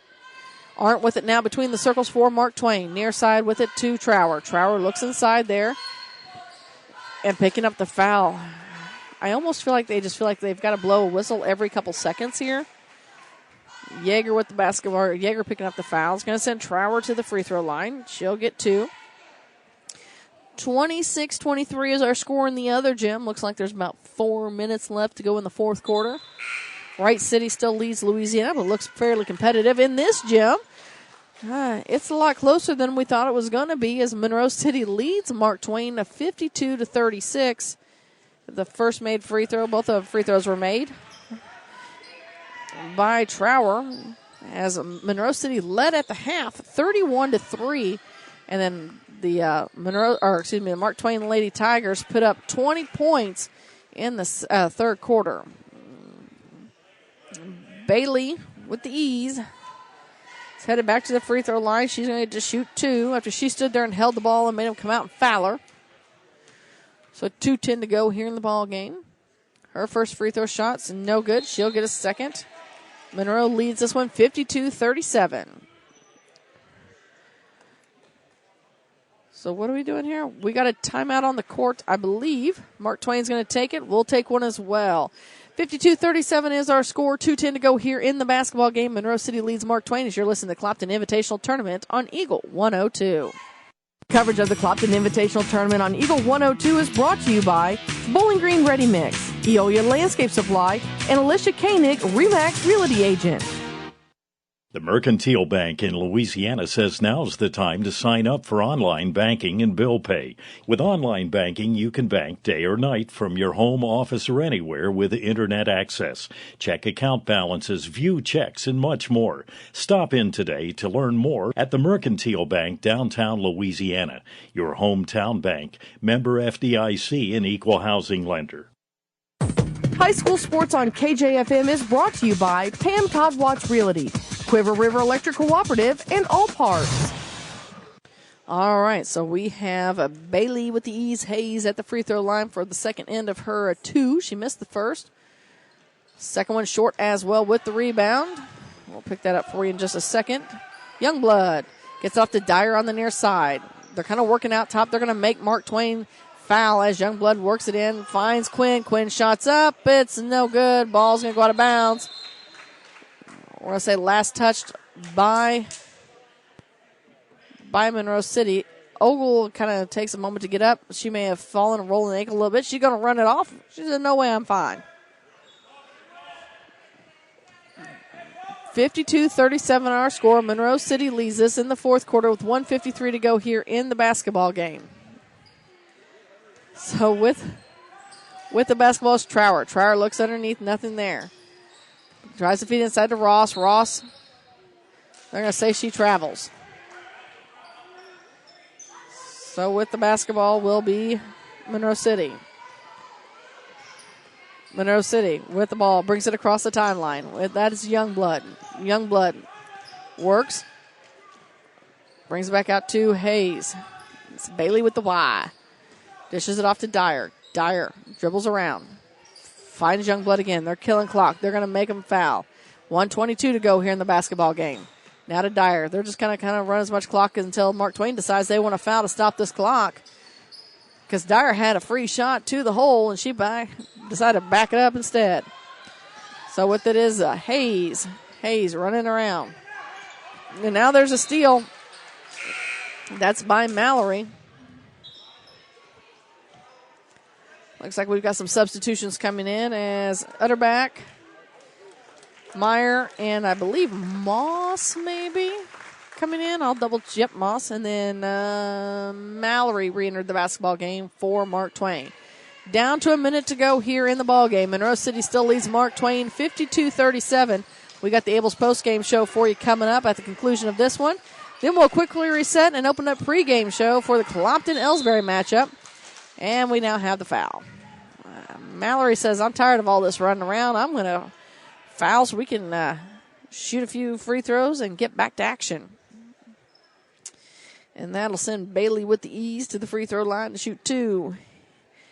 Wright City has opened up a little bit of a lead over Louisiana in the fourth quarter in the other gym as they lead 30-25.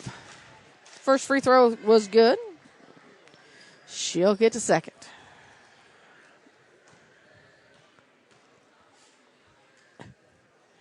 Second free throw rims in and out. No good. It was only Bailey with Mark Twain there at the basket. So with it now is Trower. Trower dishes it off to Mallory. Mallory. Back over the far wing to Ross, and that's to Aubrey Ross. The ball's going to go out of bounds, and we're down to 30 seconds to go. Riley Waters coming in the basketball game. She's going to come in for Aubrey Ross, who sports the ACL type of they're trying to tell Hagan you gotta check in. But it looks like an ACL brace was on the knee of Aubrey Ross. So with the basketball is Utterback. She gets it off to Moss. Moss being chased around the back, gets it back to Utterback, gets it to Minor. Minor works it around. Gets it off to the far side to Moss. They're trying to foul Moss. They're not calling it, so they get to Minor. The ball's going to go out of bounds. 14 ticks to go here in the basketball game.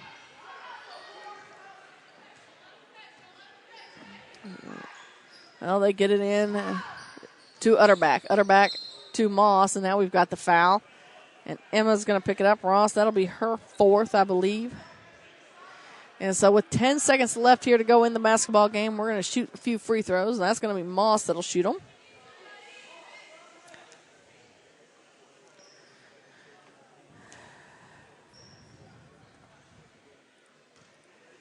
So with the basketball, Moss spins it, couple dribbles, shots up on the way, and it's good. So Monroe City will advance on to face the winner of the Clopton-Elsberry game, which will be next in the championship game. It's been Monroe City and Clopton the last several years. We'll see if that trend continues again this year. Moss's second free throw shot's on the way, and it's good as well. 55-37 is our score as we're getting ready in the final seconds here of this basketball game. We'll have the Abel's post-game show for you coming up. We'll see if we can count some numbers, and that's how the ball game ends. Monroe City wins this one by the score of 55-37. Your Abel's postgame show's next here on Eagle 102. You've been listening to the Eagle 102 Game of the Week. The postgame show, sponsored by Abel's Quick Shops, is coming up next. Abel's Quick Shops introduces the new Shell Fuel Rewards credit cards, now with even more ways to save with two great reward programs. Choose the Shell Fuel Rewards card or the Shell Fuel Rewards MasterCard and save 10 cents per gallon up to 20 gallons every fill-up, plus rebates on non-fuel purchases. Sign up at shell.us/get rewards from Abel's Quick Shops. We're just down the road. If you are in the market for a car, whether you're looking for a new or used vehicle, make sure you visit Bowling Green Chevrolet, just off Highway 61 at the South Bowling Green exit. Once you get there, you'll see why Bowling Green Chevrolet is the #1 dealership in the area. Check it out for yourself. Bowling Green Chevrolet. If you are in the market for a car, whether you're looking for a new or used vehicle, make sure you visit Bowling Green Chevrolet, just off Highway 61 at the South Bowling Green exit. Once you get there, you'll see why Bowling Green Chevrolet is the #1 dealership in the area. Check it out for yourself. Bowling Green Chevrolet, where you'll always feel at home. Hi, this is John. I'm one of the pharmacists you see at Bowling Green Pharmacy. We're right here with personal and prompt service, giving you the answers about your medications. You are always welcome to come in and just say hi. The right people, the right service, right downtown. Bowling Green Pharmacy on the square in Bowling Green. Area high school sports on Eagle 102 is brought to you by State Farm Insurance, Cindy Blaylock, Bowling Green Chevrolet, and Pike County Memorial Hospital. Time for the Eagle 102 postgame show, sponsored by Abel's Quick Shops. Well, it was a game, definitely one for the memory books we'll go with, as at the half, Monroe City led Mark Twain by a score of 31-3. The final score ended up being 55-37, and a lot of that had to do with the 20 points Emma Ross put up in the second half. She led all scores tonight. She had 20 points. Mackenzie Ogle and Autumn Arndt each had 7. Elizabeth Trower had 3. For Monroe City, as usual, they kind of spread all theirs out. Their leading scorer tonight was Bailey with the E's. Hayes, she had 16 points. Hallie Dyer had 14. All hers were scored in the first half. Most of Hayes's, she scored 12 of them in the second half, and then they kind of spread it out from there. So Monroe City will move on to face the winner of the Clopton-Elsberry game, which is what we have next, and we're going to reset things here in just a moment. A real quick update in the other gym, still late in the fourth quarter, Wright City leads Louisiana by the score of 32-25. We'll reset, and we'll be back with the Bowling Green Pharmacy pregame show next here on Eagle 102.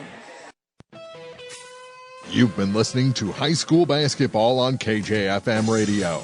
Eagle 102 Sports coverage of high school hoops was brought to you by Abel's Quick Shops, Bank of Louisiana, Calumet of Missouri, Eolia Landscaping Supply, Hankey Construction, Bowling Green Chevrolet, the Bibb Beach Funeral Homes LLC, and Collier Funeral Home, Cellular and Satellite Center, Bowling Green Tractor, Brown's Processing and Smokehouse Meats, Community State Bank of Missouri, Kathy Clean, J&D Tire and Auto, Meyer Implement Company, County Market in Louisiana, Craig's Truck and Tractor Service, Quiver River Electric Cooperative, the Bowling Green Insurance Agency, Family Drug in Louisiana, the Bowling Green Pharmacy and Hearing Aid Center, by Ingram Plumbing, the Airyback Life Team, Liggins Flooring, Old Tops Pawn Shop, Midwest Pest Professionals, Mid-America Auto and Towing, the Pike County Health Department Home Health and Hospice, by State Farm Insurance Agent Cindy Blaylock in Louisiana,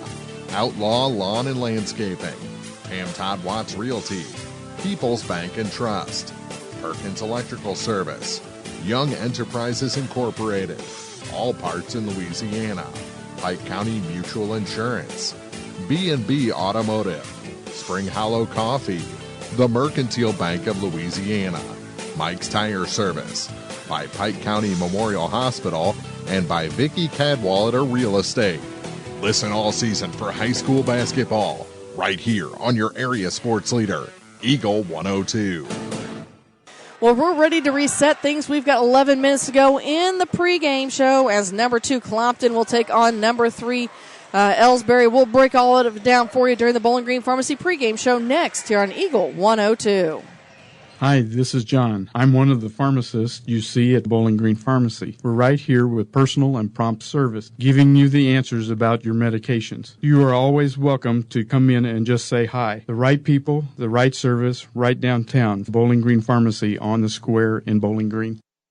Abel's Quick Shops introduces the new Shell Fuel Rewards credit cards, now with even more ways to save with 2 great reward programs. Choose the Shell Fuel Rewards card or the Shell Fuel Rewards MasterCard and save 10 cents per gallon up to 20 gallons every fill-up, plus rebates on non-fuel purchases. Sign up at shell.us/get rewards from Abel's Quick Shops. We're just down the road. Area High School Sports on Eagle 102 is brought to you by State Farm Insurance, Cindy Blaylock, Bowling Green Chevrolet, and Pike County Memorial Hospital. Broadcasting from the Family Drug Booth, it's the Eagle 102 Game of the Week. It's time now for the Eagle 102 pregame show, sponsored by Bowling Green Pharmacy. Well, we're ready for game number 2 here in the high school gym, as if you're just joining us, Monroe City defeated Mark Twain by the score of 55-37. Now, Clopton and Elsberry met back on December the 12th. We had that game for you here on Eagle 102, where Clopton defeated Elsberry 48-17. But when I talked to Coach Devin Street a little earlier, she said, hey, you know what? They may have just been having an off night. We may have been having a good night. That game doesn't matter. What matters is how we play tonight. And so she's anxious to see how her team responds to Elsberry. We know Coach Carrie Koch down for the Elsberry Lady Indians, so she definitely knows her basketball as well as just about anybody. Her and Coach Street probably have shared several notes even over the years, so she knows what adjustments needed to be made, and we'll see if her team pulls it off this evening. We're going to break down keys to the game for you up next, brought to you by Bowling Green Chevrolet, as you continue the Bowling Green Pharmacy pregame show on Eagle 102. Clopton tournament action on Eagle 102, brought to you by Frankfort Farm Supply, Northeast Missouri Title Company, and Carol Rose's Bridal. If you are in the market for a car, whether you're looking for a new or used vehicle, make sure you visit Bowling Green Chevrolet, just off Highway 61 at the South Bowling Green exit. Once you get there, you'll see why Bowling Green Chevrolet is the #1 dealership in the area. Check it out for yourself, Bowling Green Chevrolet, where you'll always feel at home. Bank from anywhere with Bank of Louisiana's new Freedom checking account. No minimum balance, no monthly fees, and free access to all of their mobile and online banking services. Bank on your own terms with Freedom checking from Bank of Louisiana. Member FDIC, equal housing lender. Home data rates may apply. Check with your carrier for details. Freedom checking from Bank of Louisiana. High school sports on KJFM is brought to you by Brown's Processing, Craig's Truck and Tractor, and Old Tops Pawn Shop. The Eagle 102 Keys to the Game. Keys to the game brought to you by Bowling Green Chevrolet Buick. And they're fairly simple to a degree. Well, Clopton probably played their best game that we've seen them play on Monday night. Now, granted, it is against Winfield, and they basically dominated that basketball game as they beat Winfield 62-19. But the key with that one is there was a lot of talking. A lot of talking on the bench, a lot of talking on the court. The girls played with confidence, and they were able to get the ball inside. They were able to make some big stops, and that's what they need to do tonight. They need to work on the ball inside, along the blocks. One of the things the Clopton Lady Hawks do not have this year is height, and I mean none. Their tallest player, I believe, is possibly Kerrigan Lockard of the starters, and I think she may stand about 5'8", 5'9". If we're stretching it in basketball terms, she may be 5'10", let's be honest. But I'm not sure that we can even go that far. But what they still have is their speed. And the speed comes in a couple different forms. It comes being able to run up and down the courts and from fast hands. Clopton, a lot like Monroe City, can cause those turnovers that happen on a regular basis, especially coming from Megan Harrelson. Harrelson has been good with those quick hands, but the key with it is that you have to keep it and do it in a form that's not going to cause fouls and not going to put the other team on the free throw line making shots with no time left on the clock. So, much like the Monroe City game, Clopton, you're going to have to play clean. You're going to have to play smart. No ticky-tack fouls, was which we saw a lot of at the end of the second game a little bit earlier. So, going to have to do that, and hopefully, if that all pans out for us, that's going to lead to a Clopton win. Now, as far as Elsberry goes, use your dominance. They are a smart basketball team. They've got a little bit of speed on their ways again, but you're going to have to slow Clopton down. You want them to play at your pace, not theirs, and that is going to cause a little bit of trouble. So, much like Clopton, play clean, no ticky-tack fouls. Make your free throws. Do not put Clopton on the free throw line. That is another one. You make your free throws, but don't let Clopton get on the free throw line. And of all else, make sure that you rebound. Get in there. Don't let Clopton have those second chance opportunities to put points on the board. That's going to take care of your keys to the game. We have your starting lineups and opening tip next here on Eagle 102. Coverage of the Clopton Invitational Tournament on Eagle 102 is brought to you by Hayden's Motorsports, Craig Bowen CPA, and Rawls County Insurance.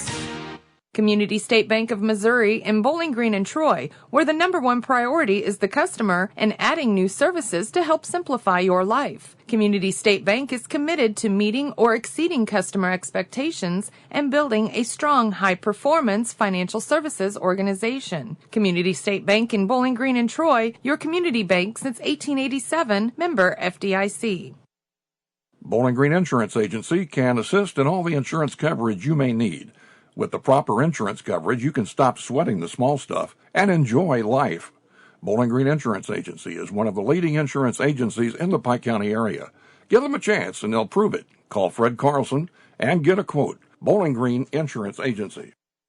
Don't let winter stop you from looking ahead to spring. Eolia Landscape Supply knows that fall cleanup is still underway when weather cooperates. Whether it's getting rid of leaves or cutting back shrubs to allow for new growth, Eolia Landscape is also available when you want a new design, fresh mulch, or maybe a new rock bed. They carry several types and sizes of rocks, and they're there to help if you're a do-it-yourselfer or need some assistance. Located at 290 North Old Highway 61 in Eolia. Visit their Facebook page for specials. Let Eolia Landscape Supply and Show Me Landscape Design help meet all your landscaping needs. Area High School Sports on Eagle 102 is brought to you by Cellular and Satellite Center, the Mercantile Bank, and Bowling Green Tractor. The Eagle 102 starting lineups on KJFM are brought to you by Community State Bank in Bowling Green and Troy. Well, starting for the home team tonight, that would be the Clopton Lady Hawks. It has their normal setup, and they are going to start a junior wearing number 11, Taylor Akers, a junior wearing number 13, Megan Harrelson, a senior wearing number 31, Madison Parrish, a junior wearing number 35, Kerrigan Lockard, and a junior wearing number 40, Logan Hall. Starting for the Elsberry Lady Indians, they are the visitors on the scoreboard. They're starting a junior wearing number 2, Tanisha Henderson, a freshman wearing number 12, Kylie Kinsler, a sophomore wearing number 20, Kelsey Plasfer, a sophomore wearing number 31, Bella Mozzie, and a junior wearing number 43, Tyra Henderson. I don't want to question this, but I kind of sort of feel like that Kylie Kinsler might be a sophomore. I may double check that in the future, but I felt like maybe she played for them last year. Either way, that's your starting lineup. Clopton, of course, in their home white jerseys with black numbers and red trim. Elsberry will be in their road reds with white numbers and black trim. That's going to take care of the Bowling Green Pharmacy pregame show. We'll have your national anthem and opening tip next here on Eagle 102. High school basketball is on the air. Eagle 102 sports coverage of high school hoops is brought to you by Abel's Quick Shops, Bank of Louisiana, Calumet of Missouri, Eolia Landscaping Supply, Hankey Construction, Bowling Green Chevrolet, the Bibb Beach Funeral Homes LLC, and Collier Funeral Home, Cellular and Satellite Center, Bowling Green Tractor, Brown's Processing and Smokehouse Meats, Community State Bank of Missouri, Kathy Clean, J&D Tire and Auto, Meyer Implement Company, County Market in Louisiana, Craig's Truck and Tractor Service, Quiver River Electric Cooperative, the Bowling Green Insurance Agency, Family Drug in Louisiana, the Bowling Green Pharmacy and Hearing Aid Center, by Ingram Plumbing, the Airyback Life Team, Liggins Flooring, Old Tops Pawn Shop, Midwest Pest Professionals, Mid-America Auto and Towing, the Pike County Health Department Home Health and Hospice, by State Farm Insurance Agent Cindy Blaylock in Louisiana, Outlaw Lawn and Landscape. Or Bella Mozzie just because of her dad. And that's right, you can tell him that Marianne said so. So as we'll welcome you to this basketball game, of course, this is an EMO conference matchup. These teams will see each other. Possibly, they already played their EMO conference game. Clopton got the win. I mentioned that one in a game we covered, 48-19. I don't think we're going to see the same game here this evening. But they could very well see each other again in the Bowling Green Invitational Tournament, which is just a few weeks away. We're on tip center. It looks like it's going to be Kerrigan Locker tipping center against Plassfer. Phil Yazel, Adam Falloon, two of the three referees on the court this evening. Clopton moving from our left to right. Ball's in the air, and we're ready for high school basketball. Toss the ball up. Stop teasing.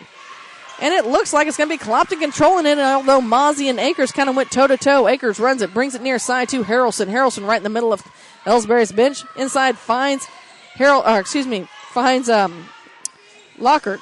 Lockard with it now. Shots up. It's short. With the rebound is Hall. Hall kicks it back out to Akers. Akers resets it now to Harrelson in the near corner. Right at the end of Elsberry's bench. Elsberry in a 2-3 zone. Akers has it.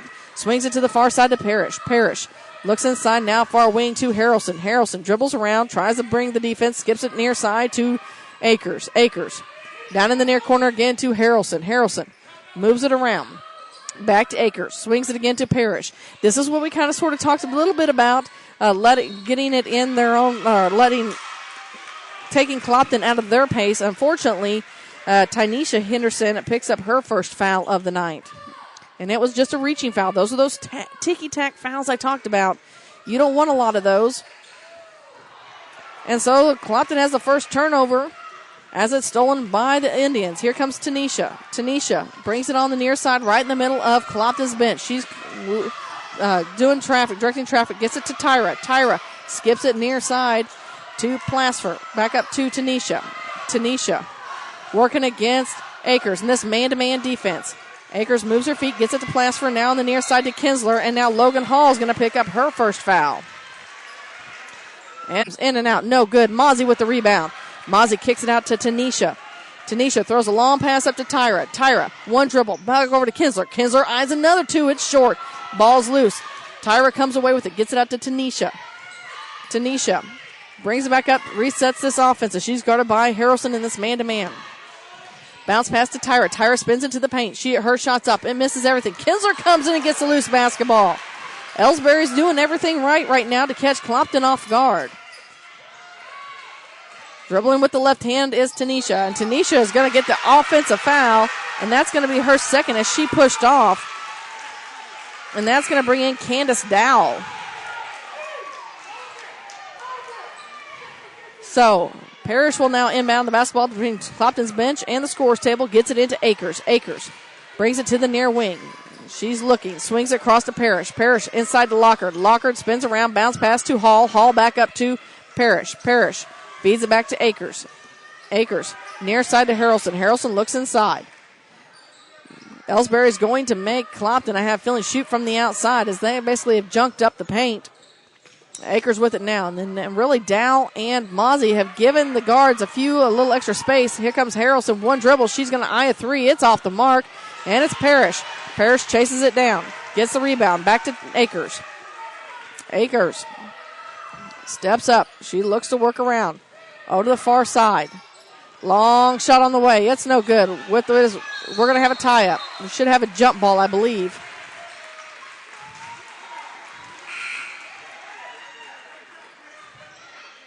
So with the basketball is Elsberry. With it is Kinsler. She's going to inbound the basketball. Gets it back to Dow. Dow brings it across the timeline. She loses a handle on it. And they're going to call a foul. And they're going to call against Tyra Henderson.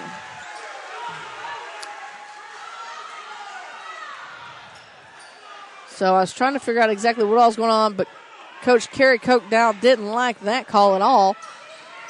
And with it now is Harrelson. Harrelson back to Akers. Akers works it around, far side with it to Parrish. Parrish back to Akers. Akers looks inside to Harrelson. Harrelson dribbles around with the left hand. Picks it up back to Akers again. Kerrigan Locker with it. She takes it up. Her shot's up. It's no good. It bounces off her and goes out of bounds. We only have 3:37 to play here in the first quarter, and Elsberry leads it 3-0. Kinsler to inbound the basketball with his full court man-to-man defense. They get it into, I checked in this game, Peyton Robinson I missed. And we're going to have a foul. Looks like maybe even a little bit of what the other official may call as a makeup call. He was the one getting an earful from Coach Carrie Koch Dow from Elsberry, and that goes on Kerrigan Lockhart. They get it into Plasfer. And that's going to be an over-the-back call. Over and back. If I said over the back, it's over and back. So with the basketball is going to be Clopton. Clopton brings it across. That's Akers. Akers works it around, dribbles inside, kicks it back out to Parrish. Parrish working around back to Akers. Akers bounce pass in the near corner to Harrelson. Harrelson eyes a three. It's short. And it's only Elsberry there to rebound, which is, again, what we talked about in keys to the game. 3:08 to go here in the first quarter. Elsberry leads Clopton 3-0. So with it is Dow. Dow between the circles. Getting some pressure. Tyra Henderson and Maddie Parrish tie up for jump ball. Coach Carrie Koch Dow having to calm down a player or two. They didn't like that call, but no need to get a technical in this early matchup. So Akers with the basketball. Works on the wing. Swings it to Harrelson. Harrelson dribbles, backs it up. Down the far corner to Parrish. Parrish eyes the three. It's off the mark. Ball's tipped around. Tyra Henderson with the rebound. Gets it off to that's Robinson. Dow. Dow about has her pocket picked by Akers. Finally crosses the timeline. She gets a screen. She runs into Logan Hall, and Logan Hall is going to pick up her second foul. She didn't know what it was she did, and Coach Street showed her. So Hall will come out after Dow shoots two. 3-0 is our score. Elsberry on top. 2:26 to go here in the first quarter. First free throw shot misses everything. Also checking in the basketball game is Mackenzie Gladney for Plasfer. Checking into the basketball game is Stephanie Talbert, I believe, for Clopton as well. Second free throw shot, no good. With the rebound was Lockhart. Gets it off to Akers. Akers to Parrish. Parrish in some trouble. Back to Harrelson. Now to Talbert. Talbert steps up. Her shot from the corner. It's off the mark. No good. Ball's loose. Coming away with it was Robinson, and she bounces it off Clopton to keep possession with Elsberry. So Kinsler to inbound the basketball. We're down to 2:09 to go here in the first quarter. Again, Elsberry leads Clopton 3-0. There's been a lot go on, but we got a timeout on the court. We'll take one as well. Coach Street wants to talk to her Lady Hawks. We'll hear from some of our sponsors. 2:09 to go here in the first quarter. Elsberry leads Clopton 3-0. You're listening to the Clopton Invitational Tournament on Eagle 102. Clopton Tournament action on Eagle 102, brought to you by Center Locker Service, Bouquet Florist, and Pepsi Refreshment Services. With winter weather upon us, remember One Multi-Sports Complex in Bowling Green is your warm, dry place to get your softball and baseball work in. Call Cellular and Satellite Center in Bowling Green to schedule your appointment and inquire about memberships. One Multi-Sports Complex, just off VFW Road in Bowling Green. Area High School Sports on Eagle 102 is brought to you by Air Evac, Spring Hollow Coffee, and J&D Tire and Auto. Out of the timeout, we've got Clopton will have the basketball under their own basket. Again, Elsberry leads Clopton 3-0 here in the first quarter. 2:08. Kerrigan Lockard looks as she gets Clopton on the board for the first time tonight and makes it a 1-point game. Long pass up. With it is, and that was Mackenzie Gladney. They threw a long pass to her up, but Clopton knocked it out of her hands and goes out of bounds. So Elsberry will keep it underneath their own basket. 1:57 to go here in the first quarter. Elsberry leads Clopton 3-2. Shots up from Gladney. No good. It's going to go out of bounds. Last touch by Clopton. So Elsberry will do it again, but on the near side, along the baseline. So they're looking for somebody, and that's a 5-second call. No, they're calling an offensive foul on Gladney. That's what they called. So here comes Clopton. Still a 2-3 zone from the Lady Indians of Elsberry. They try to feed it inside, and Clopton turns it over as Robinson runs the point. Swings it the far side to Kinsler. Kinsler works around her dribble over on the far wing, and now it's Kerrigan Lockard that breaks up the pass and knocks it out of bounds. So Elsberry will inbound the ball on the far side with 1:34 to go here in the first quarter. Elsberry still on top by 1, 3-2. Kinsler, long pass to Tyra Henderson, and we're going to call a holding foul against Madison Parrish, I believe. We'll double check that. That is who they call it on. And they said that she held on to Tyra Henderson as she was trying to roll out. So Dow looking to inbound the basketball, and she puts it right in the hands of Clopton as Kerrigan Lockard will go in for the left-handed layup. Shots up and good, and Clopton has their first lead of the night by 1. Now Elsberry turns it over again as Clopton has the basketball. So Akers with it now. Gets it to Harrelson. Harrelson into Lockard. Lockard's shot was tipped. And Stephanie Talbert's going to pick up a foul as she made contact. So Mozzie to return to the basketball games. Coming in for Gladney. Tyra Henderson will inbound the basketball. Elsberry will have to take it the full length of the court with 1:12 to go here in the first quarter. Clopton on top by 1, 4-3. So with the basketball is Tyra. Gets it off to Dow. Dow trying to avoid the trap. She splits the defenders. Throws it up to Mozzie. Mozzie has a clear shot. No, it's Kerrigan Lockard that gets the steal, but she throws it right back into the hands of Henderson. That's Tyra. Now with it is Dow. Dow. Bounce pass to Kinsler. Kinsler in the near corner. Back to Dow on the wing. Back up top to Tyra. Tyra about has her pocket picked by Harrelson. We're down to 42 seconds to go here in the first. Dow's going to reset this offense and slow things down. Near side with it to Kinsler. Kinsler eyes the three, and it's net.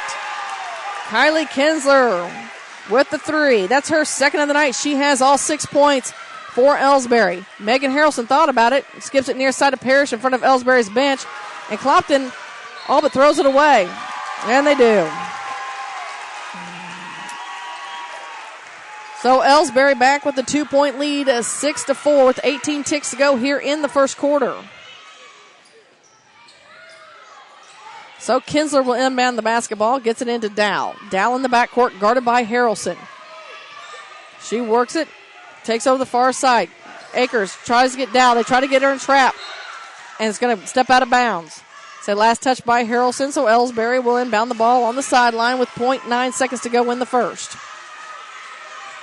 It's loud in this gym. We got a timeout on the court. We'll take one as well. Coach Carrie Coke Dow wants to talk to her Lady Indians we'll hear from some of our sponsors. With 8.9 seconds to go in the first quarter, Elsberry leads Clopton by the score of 6-4. You're listening to the Clopton Tournament on Eagle 102.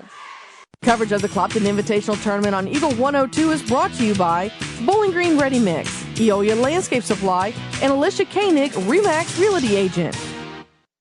The Mercantile Bank in Louisiana says now's the time to sign up for online banking and bill pay. With online banking, you can bank day or night from your home, office, or anywhere with internet access. Check account balances, view checks, and much more. Stop in today to learn more at the Mercantile Bank, downtown Louisiana. Your hometown bank, member FDIC, and equal housing lender. Area high school sports on Eagle 102 is brought to you by Community State Bank of Missouri, Family Drug, and Pike County Health Department, Home Health and Hospice. Mozzie gets the inbounds play, and she saw what she wanted to throw it to, but unfortunately she took one too many steps and gets a 7th turnover here in the half for Elsberry. 6.3 seconds to go here in the first quarter. Elsberry leads Clopton by 2 at 6-4. Akers backs up. Lockard shoots it at the buzzer. It's off the mark, and that is how the first quarter ends. At the end of one, Elsberry, the number 3 seed, leads number 2 seed Clopton 6-4. You're listening to Clopton Tournament Action on Eagle 102. Clopton Tournament Action on Eagle 102 brought to you by Clopton Athletic Boosters, Crossroads General Store, and Lynn's Heritage House. Ingram Plumbing has always been known for its outstanding plumbing service. But did you know that Ingram's is also the largest retail plumbing supply store in the area? We carry Delta faucets, a complete line of Whirlpool tubs and showers, jacuzzi pumps, and many other specialty items. Stop by Ingram Plumbing today, Highway 61, Bowling Green. Eagle 102 Sports on KJFM is brought to you by Eolia Landscaping Supply, Meyer Implement in Calumet, Missouri. Well, that was an interesting first quarter. Elsberry led by as many as 3 for a few moments. Clopton came back, took the lead, led by as many as 1, and then another 3 by Kylie Kinsler, who has all 6 points here in the first quarter. Made it a 2-point lead, 6-4. In the other gym, if you're wanting to keep up, Silex leads Winfield at 12-6. So as we're getting started here in the second, it will be Elsberry's basketball. It looks like Kinsler will inbound the basketball to Dow. She brings it across. Clopton has Harrelson, Hall, Akers, 35, Hall, and Parrish out there. With it is Kinsler. Kinsler finds Tyra under the basket. Shot's no good, but Mozzie there for the putback. And Bella Mozzie gets her first 2 points of the night and gets it up to a 4-point lead for Elsberry, 8-4. So with it is Parrish. Parrish finds Lockard. Lockard tries to lob it down to Hall, and that's another turnover. And Elsberry's kind of gotten in the head of Clopton this evening. And so with it is Robinson. Robinson tries to skip it across, and it's about taken away, but Robinson gets it back now to Dow. Dow brings it across, and she tries to avoid the trap. Finds Mozzie over on the far wing. Down inside, it's taken away by Parrish. Parrish now back to Akers. Akers looks near side with it to Harrelson. Harrelson wants a 3. It's off the mark. It's no good. Chasing down the loose basketball is Robinson. Gets it to Henderson. That's a Tyra to Dow. Dow working against Harrelson in the backcourt. Now to Robinson. Brings it across the front court, and Lockard knocks it out of bounds. Tanisha and Plasfer checks back in the basketball game for Robinson, and got to have another player come off the court. They're telling to stop. They're trying to tell Phil Yazel to stop, not that there's 10 players on the court. As Dow comes off. Now we're back and only have 10 players on the court as Elsberry inbounds the basketball on the far side. Kinsler gets it in to Tanisha. Tanisha working up top, working against Harrelson. Takes it over the far side. She works around, splits the defense, takes in the paint. Her shot's up. It's no good. Lockard with the rebound. Lockard needs some help. Gets it from Akers. Akers brings it back the other direction. On the wing to Parrish. Parrish looks inside. Back to Akers. Akers swings it to Harrelson, far side. Harrelson waits. Slow things down. They get it to Lockard and has it taken away.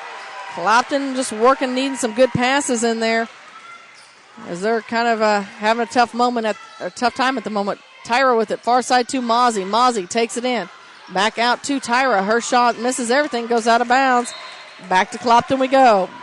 6:08 to go here in the second quarter. Elsberry leads Clopton 8-4 in this girls' championship semifinal action. Winner of this game faces Monroe City on Friday night in the championship game.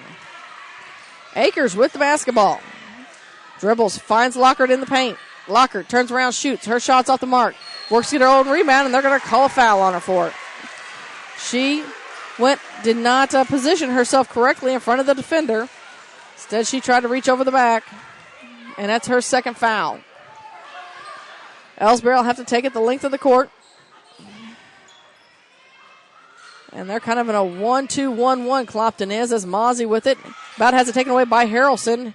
Now they finally get in the hands of Tanisha. Tanisha to Plasfer. Plasfer shots on the way. It's no good. Tyra there for the rebound. Back to Kinsler. Kinsler shots up. It's short. Ball's loose. Tyra bounces it off Logan Hall's leg. Goes out of bounds. Kind of sort of looks like Clopton's feet are asleep tonight. It's kind of what it looks like from this view. With Elsberry looking to get the ball in. They kick it out to Plasfer. Plasfer works it around. Kicks up to Mozzie. Mozzie now on the near side to Kinsler. Back to Tanisha. So with the basketball.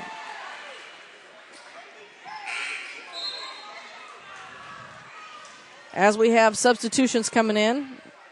Nope, we're at a 1-1. So it looks like Tanisha is going to have a 1-1 as Megan Harrelson picks up her first foul. Back in the first quarter, Kylie Kinsler knocked down a three-point shot to get everybody get on the scoreboard for Elsberry. That held true until Kerrigan Lockhart put up a shot and then came back, put up another shot. Clopton took a 1-point lead, and at that point, Kylie Kinsler decided that wasn't going to do. She needed another three-point shot, and she did. So at the end of the first quarter, it was Elsberry on top by the score of 6-4. Since then, they've taken another lead, and they now lead 5-4. This is their largest lead of the night, the 5 points. So 9-4 is the score. 5:22 to go here in the first half. Elsberry still has the lead as Akers took the ball to the hole. She was fouled, so now she's going to go to the free throw line and get a chance to shoot two. 5:21 to go here in the first half. Akers going to see if she can bring this within three. So her first free throw shot is on the way, and it's no good. She'll have to try again. Update from the other gym. Silex leads Winfield 12-10.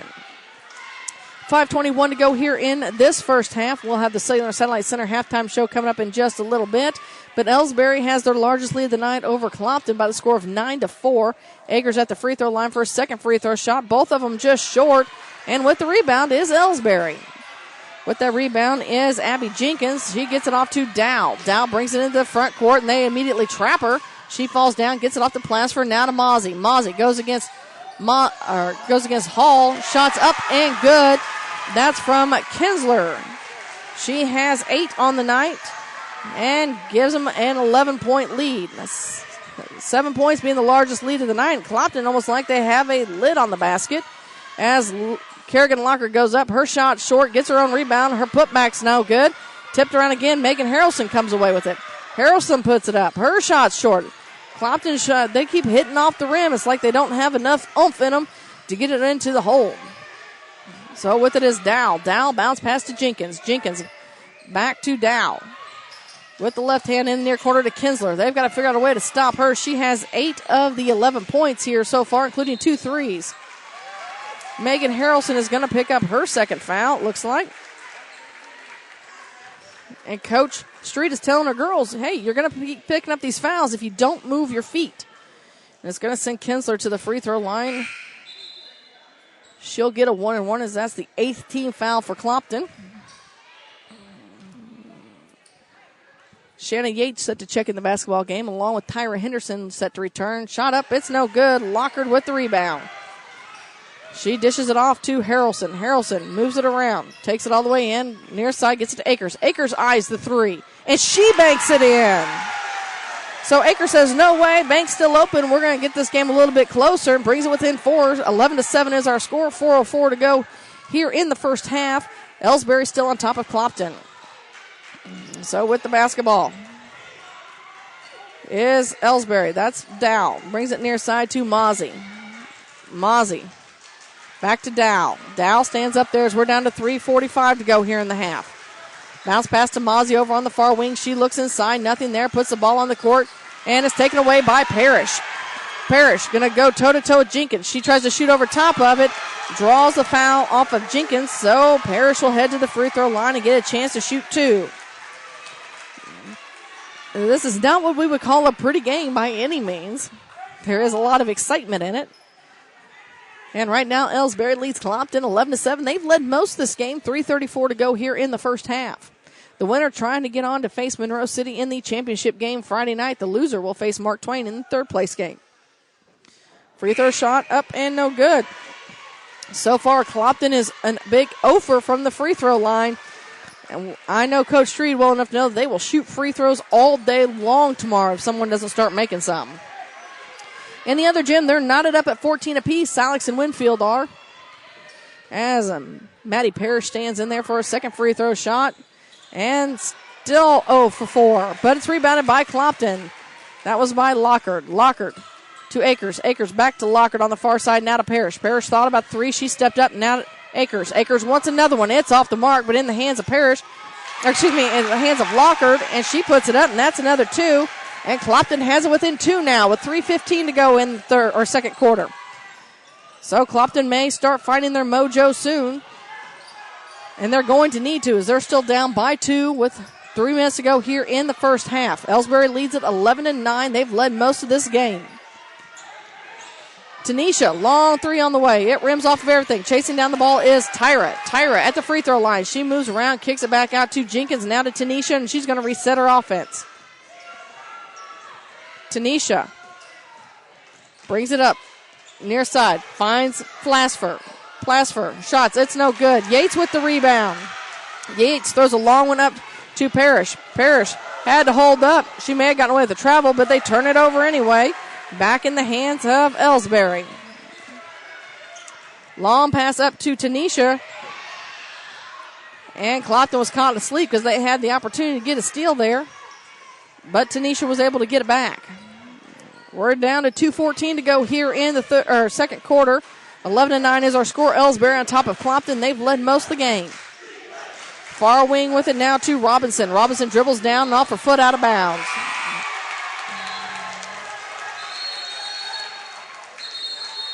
Kinsler checks back in the basketball game along with Harrelson. Harrelson's going to come in for Parrish. And it looks like Kinsler is going to give Jenkins a break. 2:03 to go here in the second. Elsberry on top, 11-9. They've led most of the... No, Clopton's only led by 1 point for a short period of time. That was back in the first quarter. Elsberry's led by as many as 7. Harrelson finds Hall. Hall kicks it out to Yates. Back up to Harrelson. Harrelson to the free throw line to Akers. Akers wants another 3. It's off the mark. And with it is Plasfer. Plasfer gets it off to Tanisha. Tanisha brings it into the front court. She's met by Harrelson and Akers. They run right into Akers. Akers' feet move, and she's going to pick up the foul. So Tanisha's headed to the free throw line where she will get a 1-and-1 as that's only the 9th team foul with 1:35 to go here in the first quarter.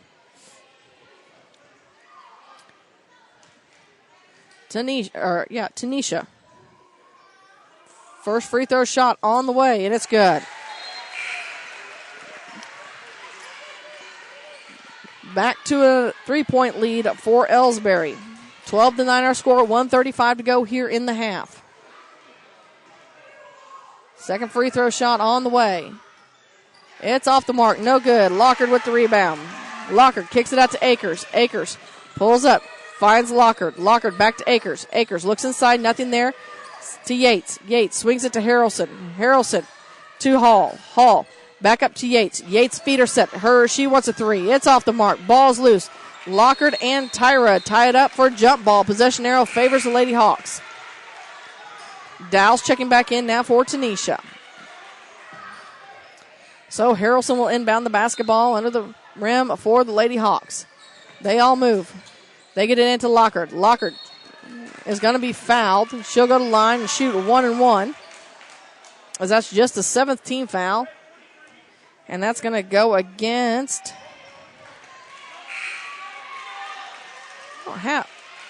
they called it against Tyra Henderson. I thought he said 33. I'm like, they don't have a 33.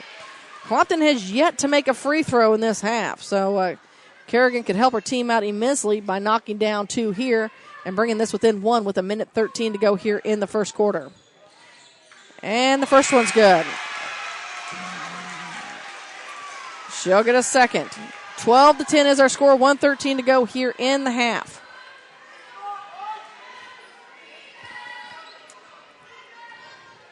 Second free throw shot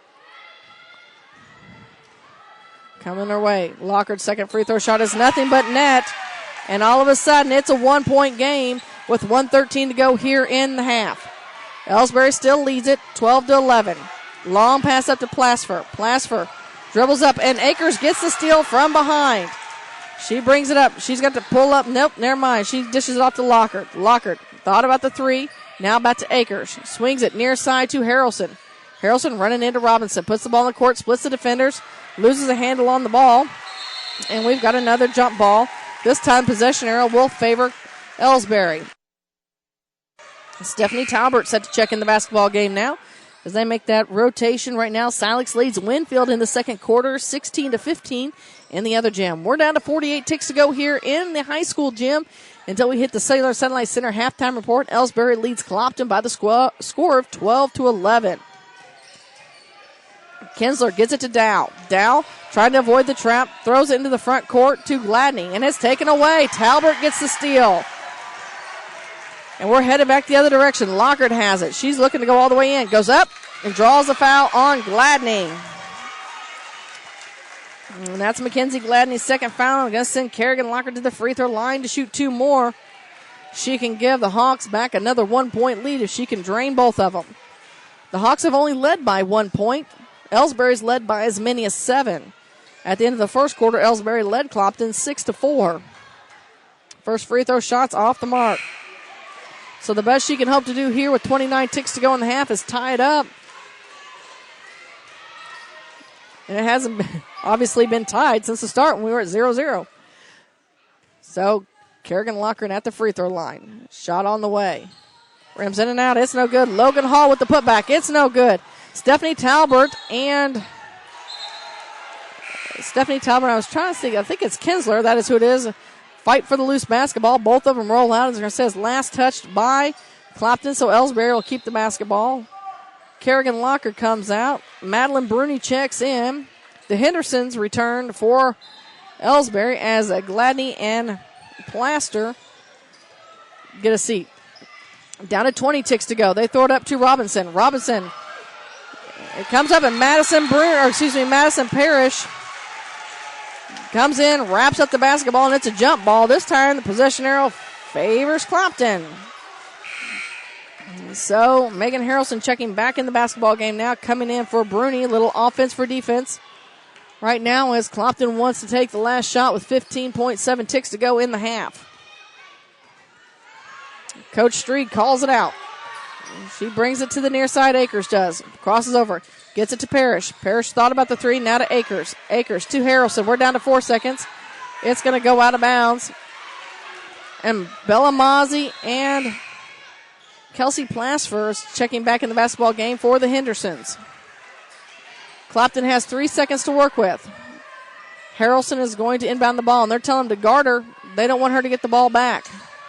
Little do they know. Here she goes. Stops. Long 3 ball on the way. And that is how the half ends. Elsberry heads to the locker room up 11-12 or 12-11. We have your Cellular Satellite Center halftime report coming up next here on Eagle 102. The Eagle 102 halftime report is coming up, sponsored by Cellular and Satellite Center. Get connected to a fast-paced world with Cellular and Satellite Center in Bowling Green, an authorized U.S. cellular dealer, along with Dish Network, DirecTV, Viasat, and HughesNet high-speed internet packages. Cellular and Satellite Center also carries a variety of TVs and accessories and installs security systems. Get connected today with Cellular and Satellite Center in Bowling Green.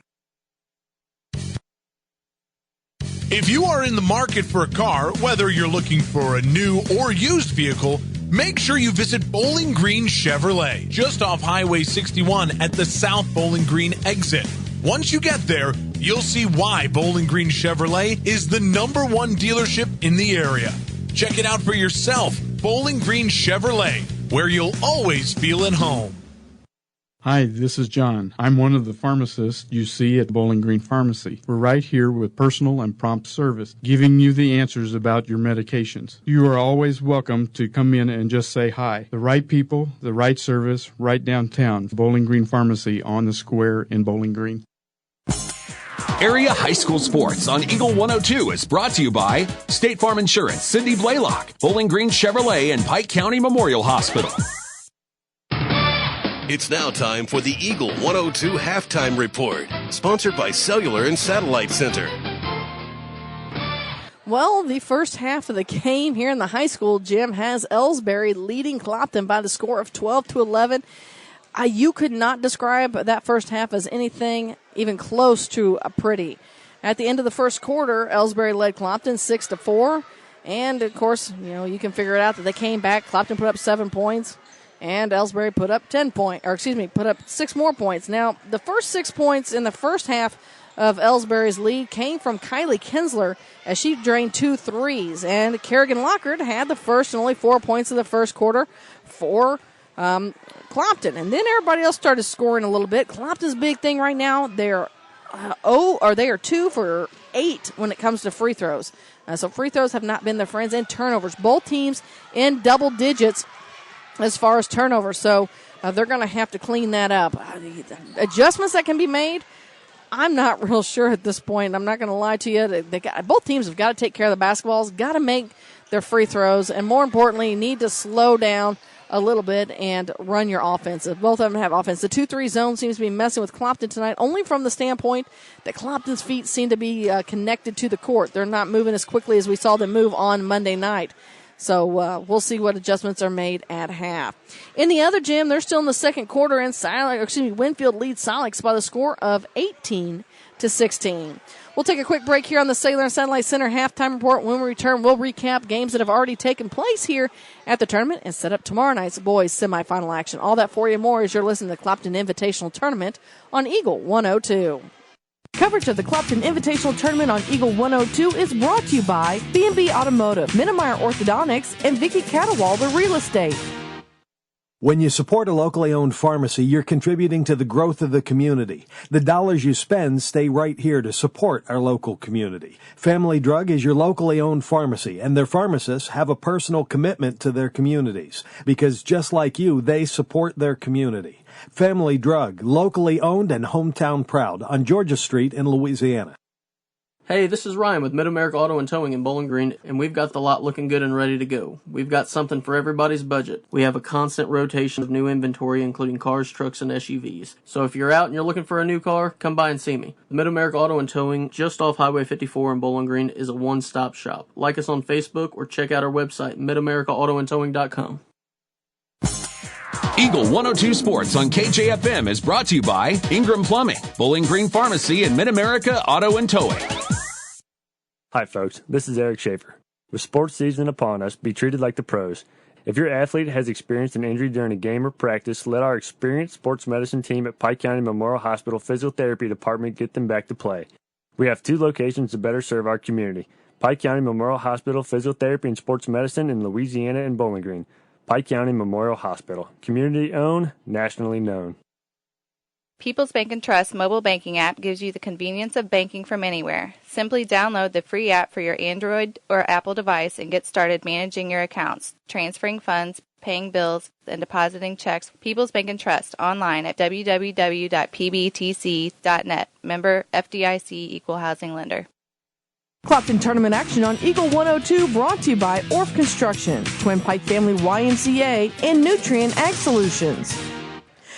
At the half, Elsberry leads Clopton by the score of 12-11. Games earlier tonight in the first game here in the high school gym. Monroe City defeated Mark Twain 55-37. In the old gym, it was a good one.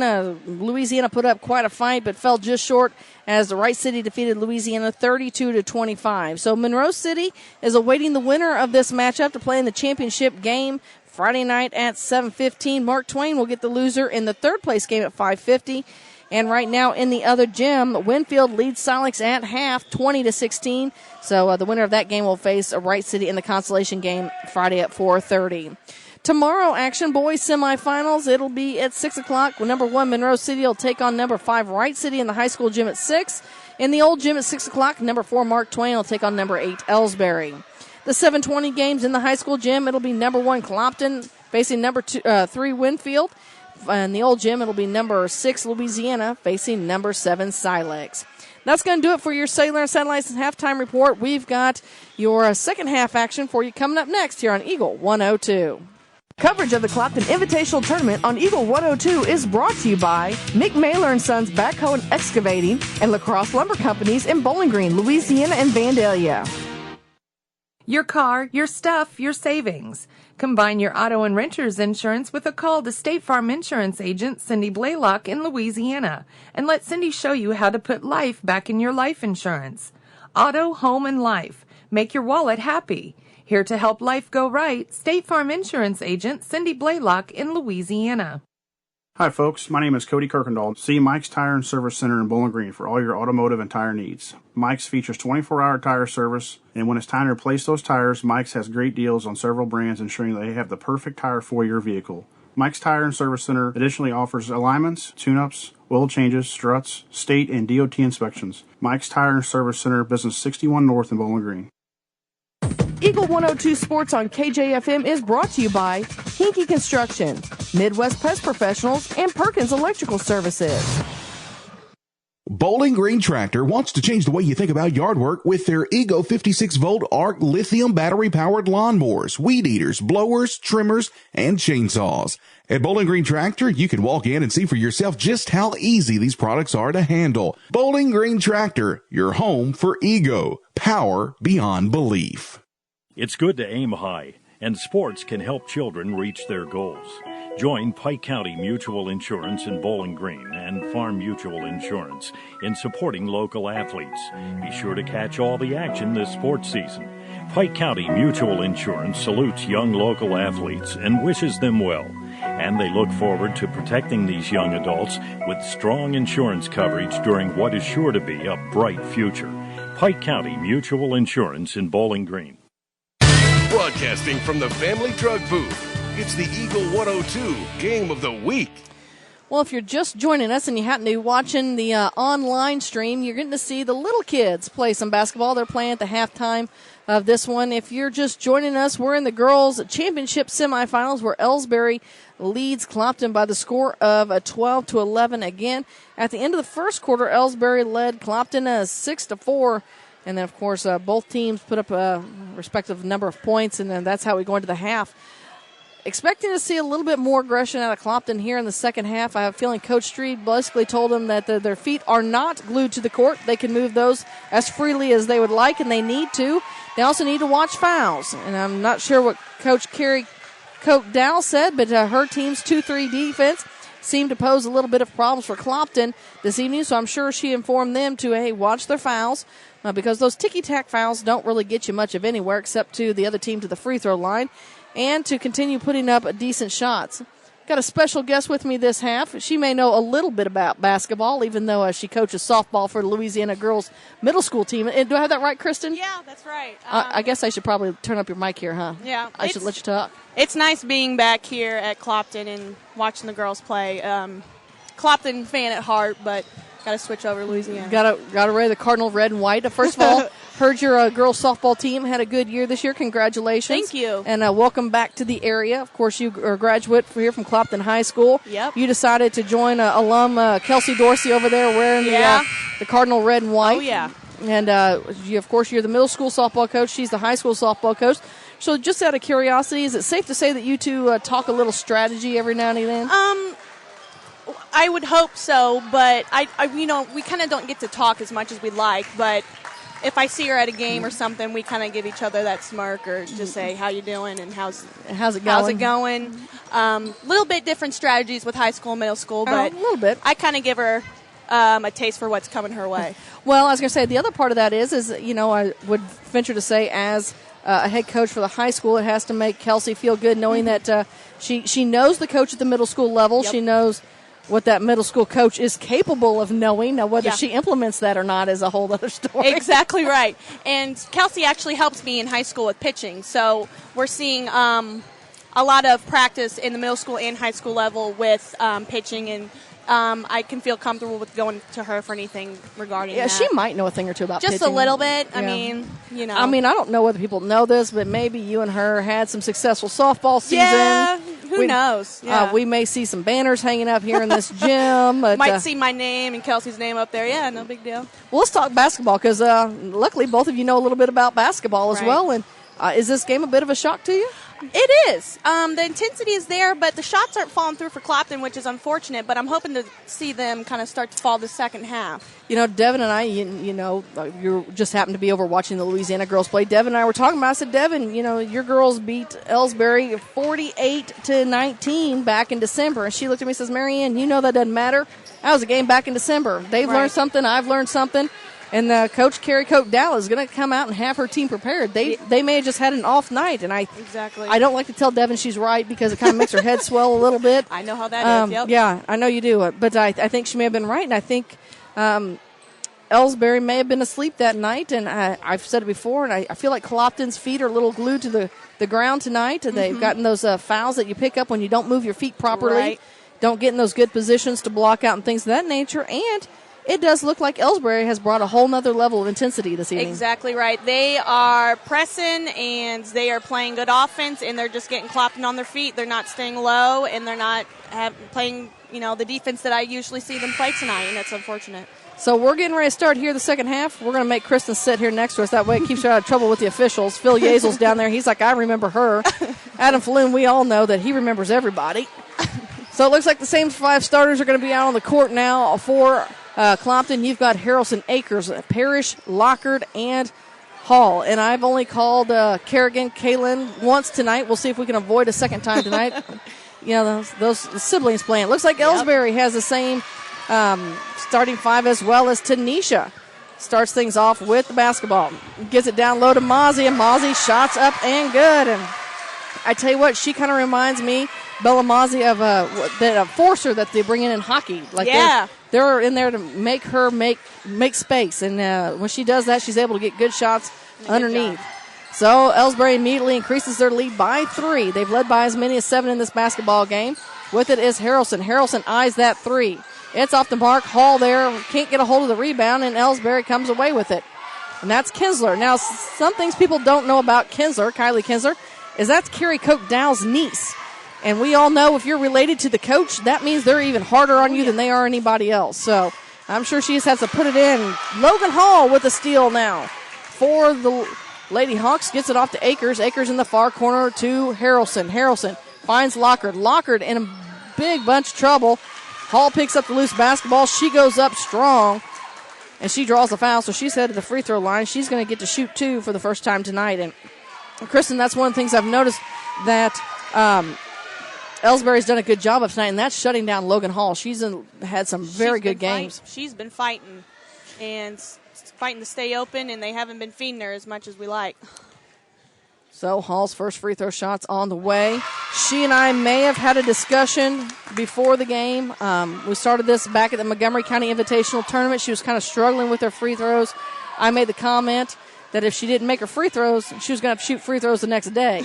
So right now, I may have jinxed her right there. So I told her before the game, if you miss free throws, you're going to have to shoot free throws. So she made the first one, missed the second one, but brought it within 2 for the Lady Hawks. 14-12 is our score. Elsberry leads Clopton, 6:49 to go as we're just getting started here in the third quarter. Tanisha with it over on the far wing, trying to avoid the trap, gets it to Tyra at the free throw line, kicks it to the far wing to Kinsler, and they're going to have to figure out an answer for Kylie Kinsler because that's her 10th point of the night, so she has 10 of the 16 points the Lady Indians have put up. So Akers with the basketball. She feeds it to Harrelson. Harrelson Looks, holds it, tries to split the defenders, kicks it off to Hall. Hall pulls up from the block extended. It's off the mark. Maddie Parrish tracks down the loose rebound. Gets it off to Akers. Now to Lockard. Lockard back to Akers. Akers fakes it over to Parrish. Now to Harrelson. Harrelson to Hall. Hall thought she wants a three, and they'll say her toe was on the line. They're only going to give her two, but either way, the Hawks will take it and makes it back to a 2-point game. Clopton putting the full court pressure on, and we've got a timeout. Coach Carrie Koch-Dow calls a timeout to avoid the turnover. We'll take one as well. With 5:58 to go here in the third quarter, Elsberry leads Clopton 16-14. You're listening to Clopton Invitational Tournament on Eagle 102. Clopton Tournament action on Eagle 102, brought to you by Frankfort Farm Supply, Northeast Missouri Title Company, and Carol Rose's Bridal. Bank from anywhere with Bank of Louisiana's new Freedom Checking account. No minimum balance, no monthly fees, and free access to all of their mobile and online banking services. Bank on your own terms with Freedom Checking from Bank of Louisiana. Member FDIC, equal housing lender. Home data rates may apply. Check with your carrier for details. Freedom. Area High School Sports on Eagle 102 is brought to you by Air Evac, Spring Hollow Coffee, and J&D Tire and Auto.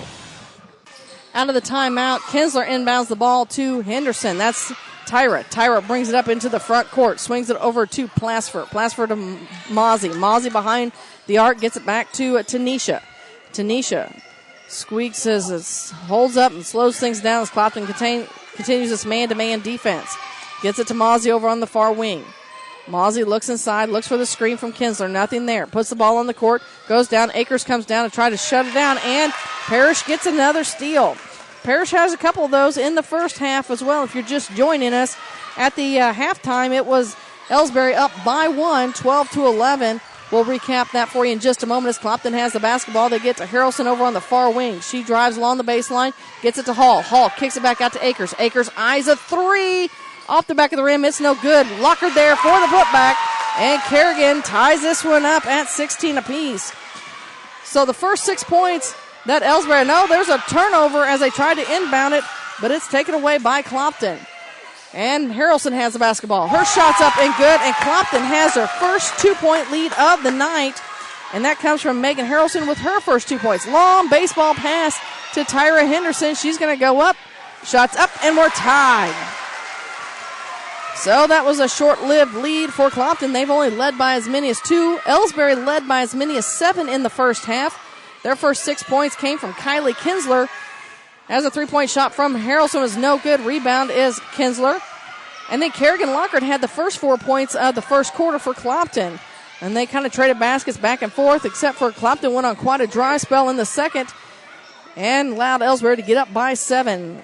Clopton late in the second quarter brought it within 1. Again, we headed to the halftime with Elsberry up by 1, 12-11. Mozzie has her shot denied underneath. And since then, we've come out and we've been trading baskets here in the third. We're knotted at 18 apiece with 4 minutes to go here in the third quarter. And there's a steal by Tyra Henderson on the inside play to Hall.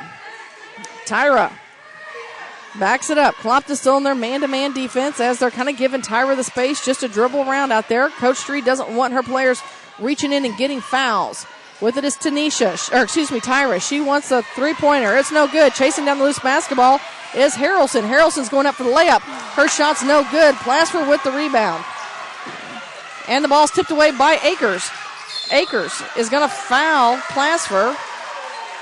And, you know, Kristen, I would normally tell you there aren't such things as good fouls, but I liked that aggressive foul that Akers got. She went after the basketball. She didn't really need 2 fouls, but at the same time, that's better than giving it up. Exactly. I agree with you on that. She was going after the ball. She was fighting for it. She wanted to get that ball back.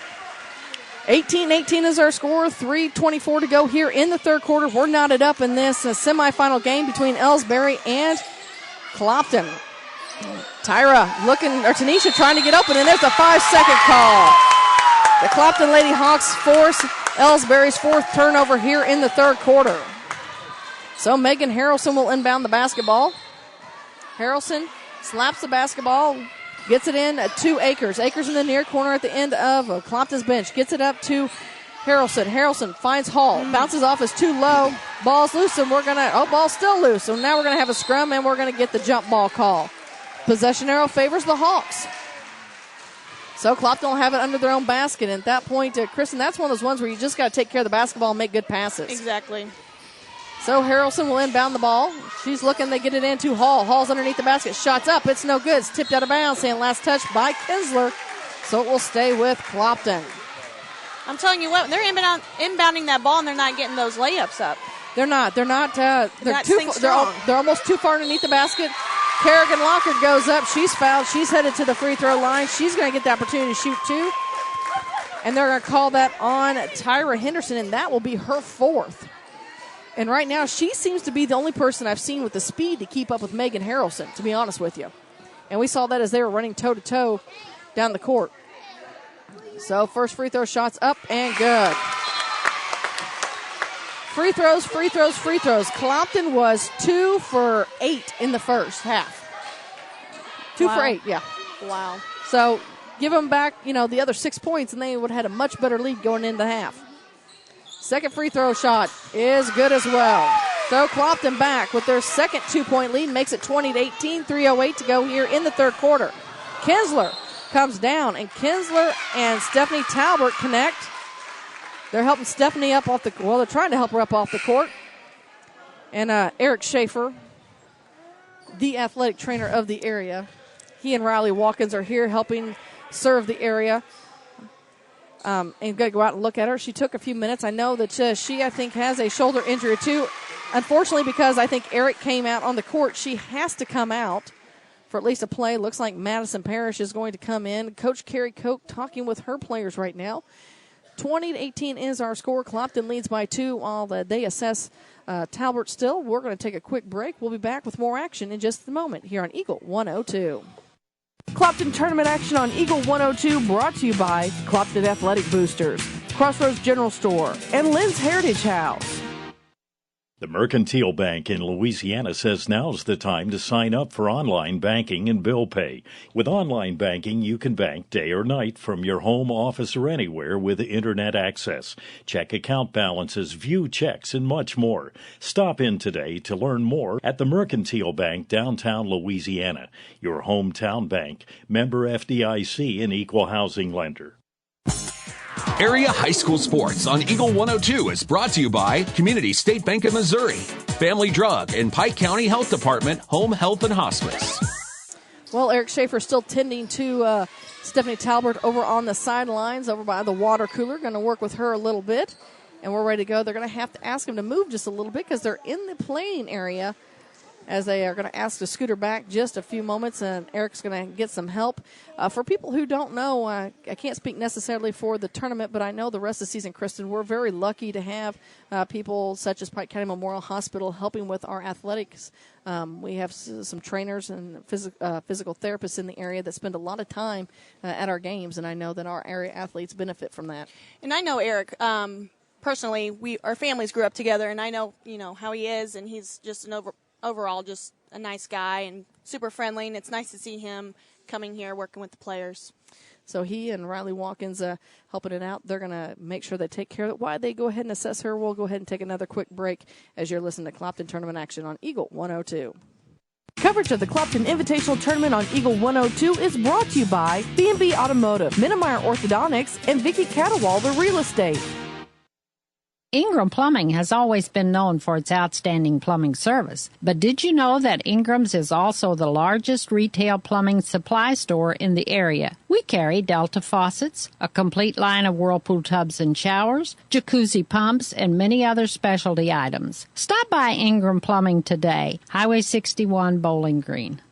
When you support a locally owned pharmacy, you're contributing to the growth of the community. The dollars you spend stay right here to support our local community. Family Drug is your locally owned pharmacy, and their pharmacists have a personal commitment to their communities because just like you, they support their community. Family Drug, locally owned and hometown proud on Georgia Street in Louisiana.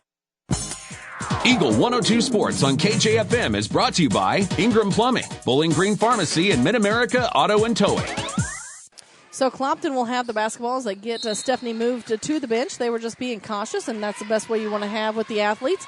So Taylor Akers with it now, gets over the far wing to Harrelson. Harrelson Dribbles around on the far wing, brings it up, now works around against Tanisha.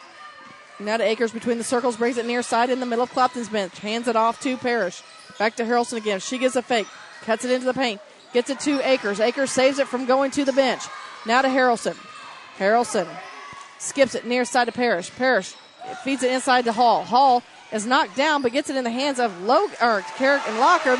But now it's taken away, and there's another injury on the court. We'll get that assessed here in a minute as Robinson goes. Now with it is Harrelson, and we've got another injury we'll take a look at. While they assess Logan Hall, we'll take a break here on Eagle 102. Clopton leads Elsberry 20-18 with 2:23 to go here in the third as you're listening to championship semifinal action on Eagle 102. Hey, this is Ryan with Mid-America Auto and Towing in Bowling Green, and we've got the lot looking good and ready to go. We've got something for everybody's budget. We have a constant rotation of new inventory, including cars, trucks, and SUVs. So if you're out and you're looking for a new car, come by and see me. The Mid-America Auto and Towing, just off Highway 54 in Bowling Green, is a one-stop shop. Like us on Facebook or check out our website, midamericaautoandtowing.com. Clopton tournament action on Eagle 102 brought to you by Orff Construction, Twin Pike Family YMCA, and Nutrient Ag Solutions. Hi folks, this is Eric Schaefer. With sports season upon us, be treated like the pros. If your athlete has experienced an injury during a game or practice, let our experienced sports medicine team at Pike County Memorial Hospital Physiotherapy Department get them back to play. We have 2 locations to better serve our community.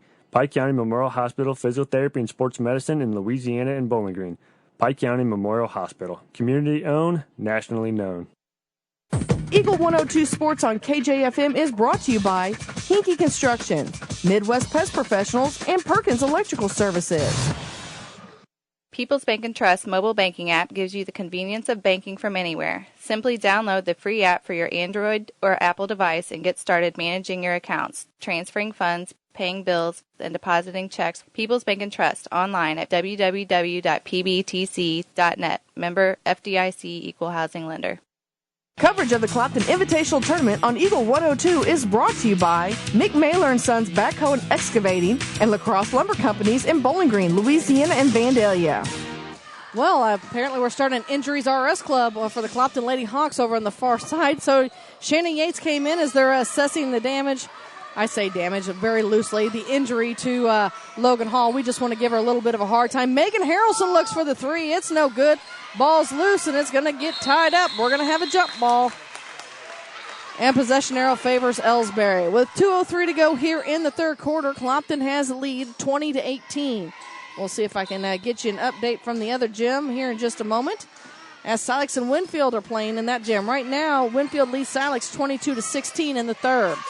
Tanisha Henderson works the basketball now for the Lady Indians. She crosses the timeline, brings it up in between the circles.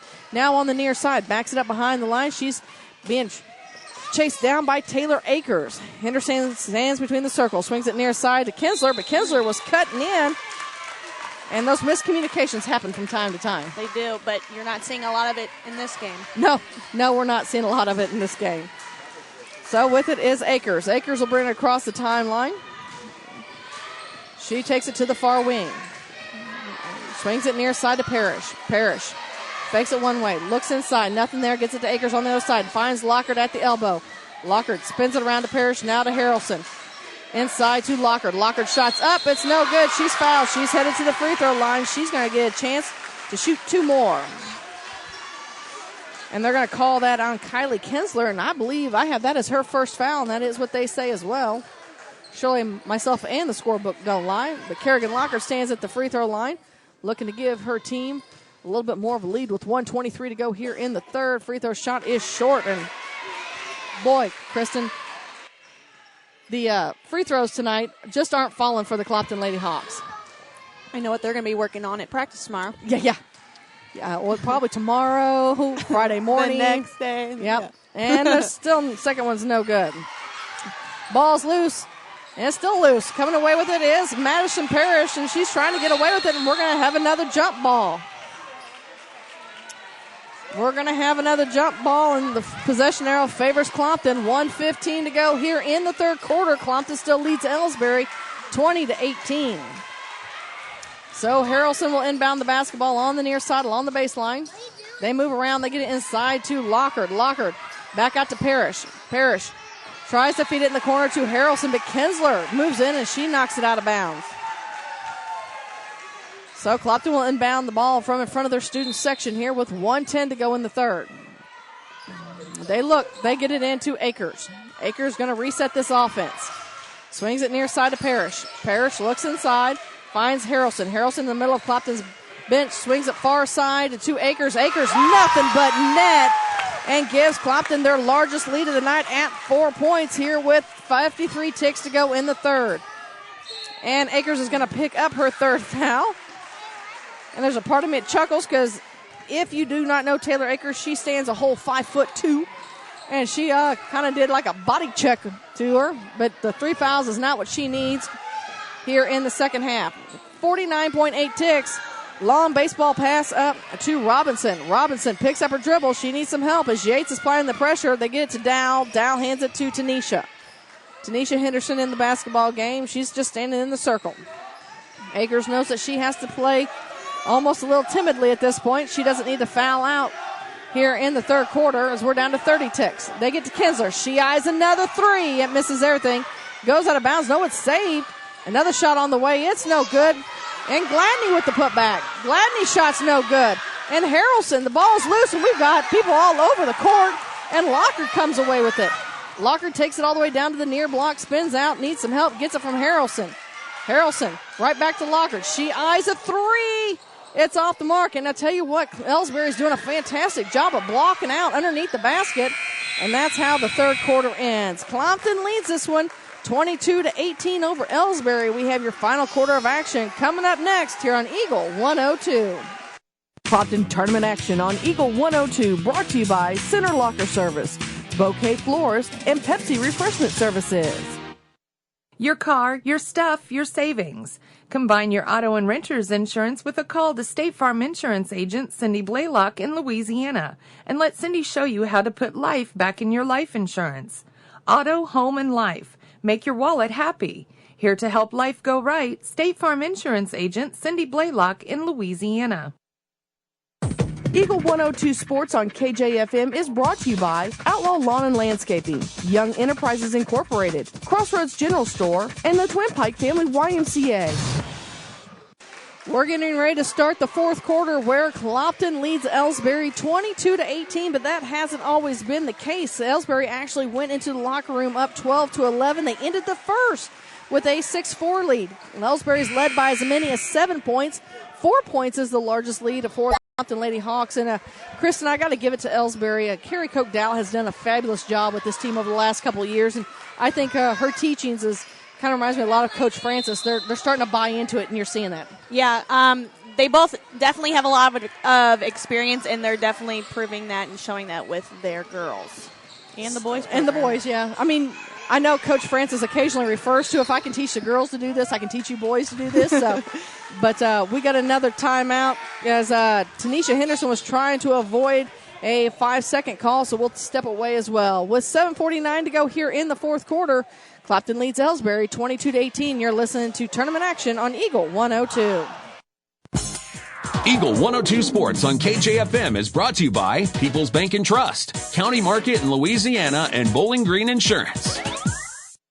Hi folks, my name is Cody Kirkendall. See Mike's Tire and Service Center in Bowling Green for all your automotive and tire needs. Mike's features 24-hour tire service, and when it's time to replace those tires, Mike's has great deals on several brands ensuring they have the perfect tire for your vehicle. Mike's Tire and Service Center additionally offers alignments, tune-ups, oil changes, struts, state and DOT inspections. Mike's Tire and Service Center, Business 61 North in Bowling Green. Bowling Green Tractor wants to change the way you think about yard work with their Ego 56-volt ARC lithium battery-powered lawnmowers, weed eaters, blowers, trimmers, and chainsaws. At Bowling Green Tractor, you can walk in and see for yourself just how easy these products are to handle. Bowling Green Tractor, your home for Ego. Power beyond belief. Broadcasting from the Family Drug Booth, it's the Eagle 102 Game of the Week. Dow with the basketball now for Elsberry on the inbounds pass. Swings over to the far wing to Tanisha Henderson. Tanisha looks. She works around the far wing. Clopton still in their man-to-man defense. Tanisha backs up, looks around, looks for some help. Gets it from Dow. Dow near side with it. She's guarded by Parrish. Dribbles with the left hand. Takes it into the paint. Bat has her pocket pick. Lockard goes out and tries to take the ball away again, and now they're going to step out of bounds. They're going to say Dow stepped out of bounds, and back to Clopton we go. Tyra Henderson checking in the basketball game now, as that's the first turnover here in the fourth quarter for Elsberry. I will say, Kristen, the turnovers there in the third quarter did shrink quite a bit, so both coaches must have had a little discussion. Oh, yeah, I was thinking the same thing. They must have had a really long talk in there. A little long talk, yeah. With the basketball in the far corner is Harrelson. Coach Street calls a timeout to avoid the turnover. We'll take one as well. 7:09 to play here in the fourth quarter. Clopton leads Elsberry 22-18. You're listening to Clopton Tournament Action on Eagle 102. Eagle 102 Sports on KJFM is brought to you by Eolia Landscaping Supply, Meyer Implement in Calumet, Missouri. Abel's Quick Shops introduces the new Shell Fuel Rewards credit cards, now with even more ways to save with 2 great reward programs. Choose the Shell Fuel Rewards card or the Shell Fuel Rewards MasterCard and save 10 cents per gallon up to 20 gallons every fill-up, plus rebates on non-fuel purchases. Sign up at shell.us/get rewards from Abel's Quick Shops. We're just down the road. Coverage of the Clopton Invitational Tournament on Eagle 102 is brought to you by Hayden's Motorsports, Craig Bowen CPA, and Rawls County Insurance. Harrelson inbounds the ball to Lockard. Lockard takes it to the hole. Her shot's up. It's no good. Ball's tipped around, and Parrish comes away with it, and she's going to be fouled by Tanisha Henderson. That'll be Tanisha's second, team's fourth. So Clopton will inbound the basketball under their own basket with 7 minutes to go here in the basketball game. Clopton has the 4-point lead, 22-18 over Elsberry. So it looks like it's going to be Akers inbounds it to Lockard. Now to Harrelson. Up top to Madison Parrish. Now swings it to Akers at the end of Clopton's bench. Back to Parrish. Swings it far side to Harrelson. Harrelson, one dribble, finds Lockard at the elbow. Kicks it back to Parrish. Parrish back to Akers. Akers takes it to the far wing. Dishes it off to Harrelson. She gives a fake inside. Long 3-ball on the way. It's off the rim. It's no good. And again, it's Gladney this time blocking out. She really got in there, got some good position, and got that rebound. Tanisha brings it across the timeline for the Lady Indians of Elsberry. 6:26 to go here in the fourth quarter. Clopton leads Elsberry 22-18. Tyra down low to Kinsler. And Kinsler is going to be fouled by Yates that entered the basketball game. That's Shanna. That's her first foul, and they'll send Kinsler to the free throw line. And my guess is she already has 10 points on the night. I would venture to say if she can drop the threes like she does and takes the direction, she's probably a decent free throw shooter, Kristen. Again, when you're the coach's niece, you probably have to work on that a lot. Lots of practice. Lots of practice. First free throw shot's up and good. Glad to know she didn't make a liar out of me. 22-19 our score. 6:20 to go here in this basketball game. Clopton on top by 3. Now second free throw shot's off the mark, and Elsberry gets the Clopton gets the rebound. It's Harrelson. She goes the length, and they're going to call the offensive foul on Megan Harrelson. That'll be her third. That was good positioning there by Henderson.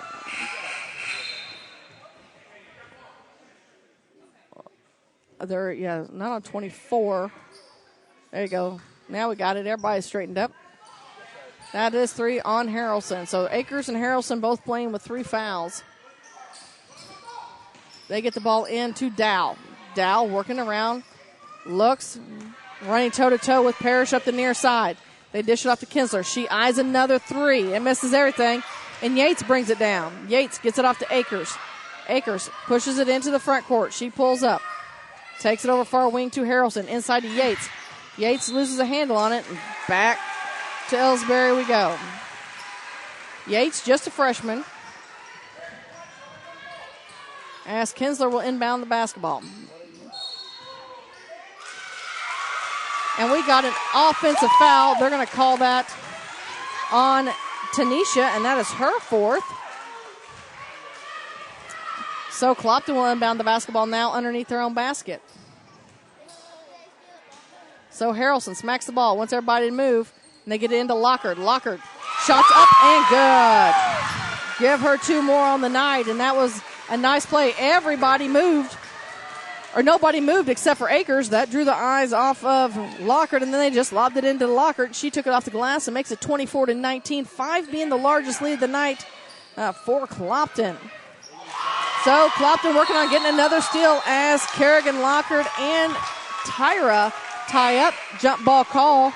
Possession arrow favors Clopton. At least on the scoreboard it does. There we go. So Tanisha comes out. Bella Mazzi checks back in. They get it into Akers. Akers pushes past the defenders, brings it in the front court. She pulls up, moves around, and dishes it off to Harrelson. Harrelson between the circles, near side to Parrish. Parrish was looking inside, back to Akers. Akers to Harrelson. Harrelson gives a fake, drives the baseline, and they're going to call a foul. I believe they're going to tag Kinsler on it again. They do. Kylie Kinsler picks up her second. Team 6, though. Clopton will be shooting from here on out. Kelsey Plasfer comes in along with... I'll check and see who else comes in. Is Gladney and Kinsler comes out. Lockhart with it again. Back out to Parrish, to Akers. Akers back at top of the key. Finds Harrelson over in the far corner. She eyes the three, gives a fake, tries to dish it inside to Lockhart. It was a nice thought. Miscommunication. Plasfer has it. High up off the rim. Her shot's no good. Lockhart with the rebound. And now there's some trouble. She finally gets it out to Parrish. Parrish to Akers. We're headed back the other direction with 4:50 to go here in the basketball game. And Elsberry tries to get the steal. It goes out of bounds. Last touch by Elsberry. Coach Street wants to take a timeout to talk to her players and get them calmed down. We'll take a break to hear from some of our sponsors. 4:48 to go here in the basketball game. Clopton leads Elsberry 24-19. You're listening to the Clopton Invitational Tournament on Eagle 102. Coverage of the Clopton Invitational Tournament on Eagle 102 is brought to you by Bowling Green Ready Mix, Eolia Landscape Supply, and Alicia Koenig, RE/MAX Realty Agent. Community State Bank of Missouri in Bowling Green and Troy, where the number one priority is the customer and adding new services to help simplify your life. Community State Bank is committed to meeting or exceeding customer expectations and building a strong, high-performance financial services organization. Community State Bank in Bowling Green and Troy, your community bank since 1887, member FDIC. High school sports on KJFM is brought to you by Pike County Mutual Insurance and Bank of Louisiana. In the fourth quarter, we've got 4:48 to go here in the basketball game.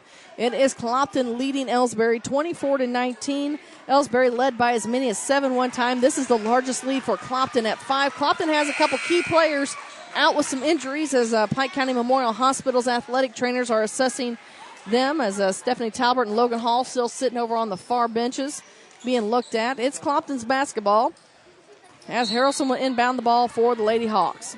They get it into Akers. Elsberry content to stay in their 2-3 zone. They've been there all night, and it's worked pretty well for them. Harrelson dribbles over on the far wing, back up to Akers. Between the circles, near side to Parrish. Parrish looks inside, back out to Akers. Akers, back to Harrelson. Harrelson moves it around. Back to Akers. Little pitch and catch. Clopton slowing down. And Kristen, I've got to tell you, I kind of like seeing him slow this pace down just a little bit and get it under control. As I say that, Megan Harrelson takes it to the hole and adds 2 more for the Clopton Lady Hawks, matching the 7-point lead as the largest of the night. So with it is Dow. Dow tosses it up to Plasfer. Plasfer takes it long, and she's going to be fouled by Yates. That'll only be the 15th foul for Clopton. They extend their lead 26-19. 4:05 to go here in the basketball game. So Kinsler will inbound the basketball for the Lady Indians. She smacks it, tells her team, let's go, let's move. They get it into Dow over on the far wing. Back up to Mozzie. Mozzie, top of the key. Back to Dow. Dow thought about the three, put the ball on the court instead. Now she's going to bring it back center court and reset this offense for the Lady Indians. Finds Mozzie over on the far wing. Now to Tyra. Tyra swings it near side to Dow. Dow takes it down to the block, backs it back up, right in the middle of Elsberry's bench. Bounce pass inside is broken up, and we're going to have a jump ball. Akers and Yates reach down, help Dow up off the court. Possession arrow favors the Elsberry Indians. Mozzie's going to get a break as Tanisha Henderson comes back in. So both Tyra and Tanisha are on the court. Kinsler going to inbound the basketball on the near side along the baseline. She looks as her offense moves. They're wanting to get into Dow. And Madison Parrish comes up, and she breaks up the play with 3:42 to go here in the basketball game again. Clopton leads Elsberry 26-19 in the girls' championship semifinal. Both teams looking to try to get to the championship game against Monroe City on Friday night. Megan Harrelson tracks down the loose basketball in the backcourt. There's a turnover. Now it's a scrum on the court. We got a jump ball. Possession arrow will stay with Clopton.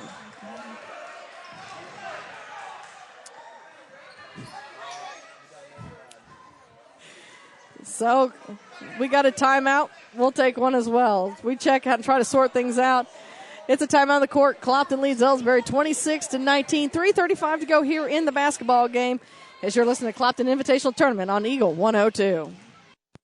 High school sports on KJFM is brought to you by Pam Todd Watts Realty, Quiver River Electric Cooperative, and All Parts. Abel's Quick Shops introduces the new Shell Fuel Rewards credit cards, now with even more ways to save with 2 great reward programs. Choose the Shell Fuel Rewards card or the Shell Fuel Rewards MasterCard and save 10 cents per gallon up to 20 gallons every fill-up, plus rebates on non-fuel purchases. Sign up at shell.us/get rewards from Abel's Quick Shops. We're just down the road. High school sports on KJFM is brought to you by Bibb Beach and Collier Funeral Homes, Ligon Flooring, and B&B Automotive. As we get ready to come out of the timeout, I believe Elsberry will have the basketball. If I understood what took place correctly, that Coach Dow called the timeout. Clopton didn't think that they had control of the basketball to call the timeout. Be the way, that's not how it works. Quick update from the other gym. Silex leads Winfield 33-27 in the fourth. So my assessment was correct. Elsberry has the basketball. Clopton in a 1-2-1-1 as Tyra Henderson takes it all the way down to the near block, and she's going to be fouled by Parrish. Parrish running toe-to-toe, and that'll be the 16th foul. So everybody will be shooting free throws for the final 3 minutes and 28 seconds. Dow to inbound the basketball underneath along the baseline for the Lady Indians. Get it into Tyra Henderson. Tyra to Tanisha. Tanisha on the near wing. Looks for some help. She gets it off to Plasfer. Plasfer dribbles. Back to Dow. Now to Tanisha. Tanisha over on the far side. She's going to bring it back between the circles. She's guarded by Akers. To Tyra. Tyra just at the three-point line on the near side. Puts the ball in the court. Crossover dribble into the paint. Loses a handle on it. Shots up. It's no good. Taylor Akers, the shortest girl on the court, comes away with the rebound. And I say shortest, but as she's going up against Tanisha Henderson, she may have Tanisha beat. Taylor and Tanisha going toe-to-toe as she hands it off to Akers. We're down to 2:45 to go here in the basketball game. Clopton away from the basket. Akers going to take it all the way in, dishes it out to Parrish. Now to Harrelson. Looking to play a little keep away. Going to make Elsberry foul him. Yates to Lockard. They're kind of pushing around. They've spread themselves out. They want Elsberry to come out and foul him and send him to the free throw line. Akers gives a fake. She works around. Crossover dribble. Bout has her pocket pick. Now back out to Harrelson. Harrelson moving around against Kinsler. She finds it. She goes the hole, and she's going to draw the foul. I believe that's going to go against Kinsler again. There's a certain person who's filming this game who may or may not be trying to break the coaches. You're running laps tomorrow. Yeah, iPad over here. First free throw shot is up and good by Harrelson. Don't worry, we've got you covered, Kendall. We'll throw you under the bus every time. We'll throw her under the bus and tell her exactly who it is. Second free throw shot is up and good. Clopton extends their lead by 9 with 2:15 to go here in this basketball game. Dow gets it off to Tanisha. Tanisha dribbles up top. Finds Plasfer over on the far wing. Back to Tyra now. Hands it to Tanisha. Coach Stree telling her girls, come out. Tyra with a long shot on the way. It's off the front of the rim. With the rebound is Akers, and we've got a foul. We'll walk to the other end for a 1-and-1. And that's going to go against Kinsler, her third. It's going to send Akers to the charity stripe. And, Kristen, this game's kind of sort of gotten ugly might be the appropriate word. There's not a lot of consistency to it, and they're almost like they're throwing up some things at this time. Yeah, both teams are going to have some fun tomorrow, I should say. Yeah, I at this point feel sorry for both teams at practice. Free throw shots up and no good by Akers. With the rebound is Tyra Henderson. She feeds it off to Dow. Dow brings it across the timeline. Back to Tyra. Tyra up by the head of Elsberry bench. Gets it down low to Tanisha. Tanisha back to Dow. Top of the key. Swings it far side of Plasford. They feed it down low to Kinsler, and it's taken away by Yates. And we have a foul, and that's going to send, I believe, Tanisha Henderson to the bench, as I believe that's 5. Nope. Who did they call it on? Nope, they called it on, my bad, Candace Dow. I was just going based on body language, and I guess I should not be doing that. As Akers back at the free throw line for another 1-and-1. Clopton has a lead, 28-19, make it 29, 10 being the largest lead of the night over Elsberry with 1:35 to go here in this basketball game. We'll have the Abels post-game show for you coming up in just a little bit. And, Kristen, I think you're right. I think both coaches are going to be like, okay, guys, to play Monroe City, we can't play like that. Yeah, they're a pretty solid team from what I'm seeing this week. Second free throw shot off the mark. Kinsler with the rebound. Pushes it up the court. Hands it off to Tyra. Tyra takes it down low. Out to Dow. Dow, long three ball on the way. It's off the mark. Ball's loose. Yates ties it up. We've got a jump ball possession arrow. Favors the Lady Hawks. I like to see the aggression out of the freshmen. Now, I will say, based on if you watched, and I know you didn't because you were over watching Louisiana a little earlier this evening, but if you watched Monroe City play tonight, both these teams could compete with Monroe City. Now, Monroe City may have just been having an off night because we know that happens. But I tell you what, both teams could play with them. So it could be setting up a fun championship night on Friday night. Taylor Akers gets the ball inbound. She's walking to the other end. She's going to get to shoot 2 free throws this time, as that's the 10th team foul, as I believe it's going to be Dow picking up her second foul. Quick update from the other gym. Silex has increased their lead over Winfield to 38-29 here in the fourth. Here in this game, we've got 1:20 to go here in the basketball game. And Clopton leads by 11. Makes it 30-19. Substitutions, we'll pick those up in a minute, as it looks like Robinson checks back in the basketball game. And I saw somebody else, but I'm not sure who it is at this point. As Akers sets for her second free throw shot. It's up. It's on the way. High arcing, and it's good. So Clopton definitely improved on their free throw shooting here in the second half. They lead at 31-19 with 1:17 to go here in the ball game. Tyra with it. Finds Kinsler all alone underneath the basket. And we got a timeout. Coach Carrie Cote Dow takes, I believe, her final timeout. We'll step away to hear from some of our sponsors as you're listening to Clopton Tournament Action on Eagle 102. Clopton Tournament Action on Eagle 102 brought to you by Clopton Athletic Boosters, Crossroads General Store, and Lynn's Heritage House. Bank from anywhere with Bank of Louisiana's new Freedom Checking account. No minimum balance, no monthly fees, and free access to all of their mobile and online banking services. Bank on your own terms with Freedom Checking from Bank of Louisiana. Member FDIC, equal housing lender, home data rates. Bowling Green Insurance Agency can assist in all the insurance coverage you may need. With the proper insurance coverage, you can stop sweating the small stuff and enjoy life. Bowling Green Insurance Agency is one of the leading insurance agencies in the Pike County area. Give them a chance and they'll prove it. Call Fred Carlson and get a quote. Bowling Green Insurance Agency. High school sports on KJFM is brought to you by Abel's Quick Shops, Mike's Tire and Service Center, and Kathy Clean. 1:10 to go here in the basketball game. Clopton leads Elsberry by the score of 31-19. Now, funny enough, Kristen, we were talking when Clopton and Elsberry played back in December, they beat Elsberry 48-17. So the score's not off by a whole lot, to be honest. Quite a different game tonight. It is quite a different game tonight. Clopton gets the ball as Akers gets it, and she's going to, and they're going to call a turnover. They're going to say she carried the basketball. And we've got offensive defense switches in and out. So 1:06 to go. We'll have the Abels post-game show for you coming up. So with the basketball is Elsberry. They're going to try and get it in. That's Kinsler. She's set to inbound the ball, and it's taken away. Taken away. They're going to call a foul on Lockard. They're going to say she made contact with, I believe, Tyra. Tyra will walk to the free throw line for 1-1.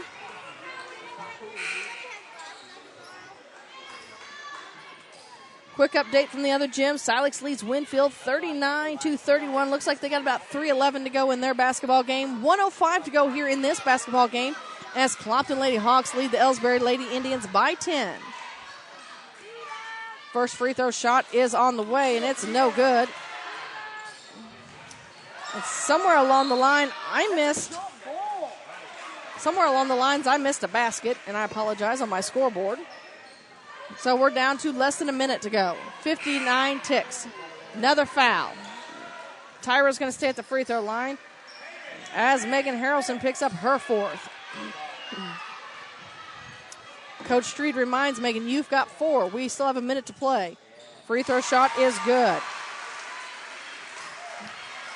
She'll get a second. 31-22, Hawks lead this one over Elsberry. 59 ticks to go in the basketball game. Second free throw shot. It's also good. Gladney checks in now for Tyra. Clopton will have to take it the length of the court. This is one of those times where you've got to be mentally strong, Kristen, and avoid small turnovers. Don't create a turnover that doesn't need to be created. Make them foul you. Oh, and there's a steal. There's one. No, they're going to say it was a double dribble on Akers. So, oh no, they called a foul. No, they called the double dribble on Gladney when she stole it. So we're down to 53 ticks. But I'm glad I wasn't the only one confused. Now Gladney's going to get a foul. Because I was like, no, wait. If they fouled, but it said double dribble, but Clopton got the ball back. So she they must was have clapping, and then you said that, and I was like, wait. Yeah. So, yeah, they must have called the double dribble on Gladney once she got the steal. Taylor Akers back to the free throw line. She'll get 2 as we're in the double bonus. 50 ticks to go here in this basketball game. Clopton leads Elsberry 31-23. Akers stands at the charity stripe. First free throw shot up, and it's good. She's been seeing a lot of time there this last period. She sure has. She is 2, 4, 6. She is 4 for 6 from the charity stripe here in the fourth quarter. And she's got another one on the way. But could get it back to a 10-point lead if she can drop this one. And she does. 49 ticks to go, 33-23 is our score. Clopton leads Elsberry here in the final seconds of this basketball game.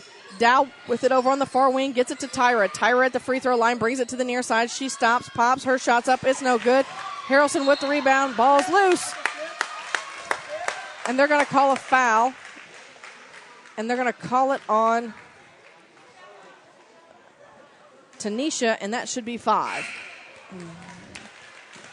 So Megan Harrelson will walk to the free throw line. She will get a couple more free throws.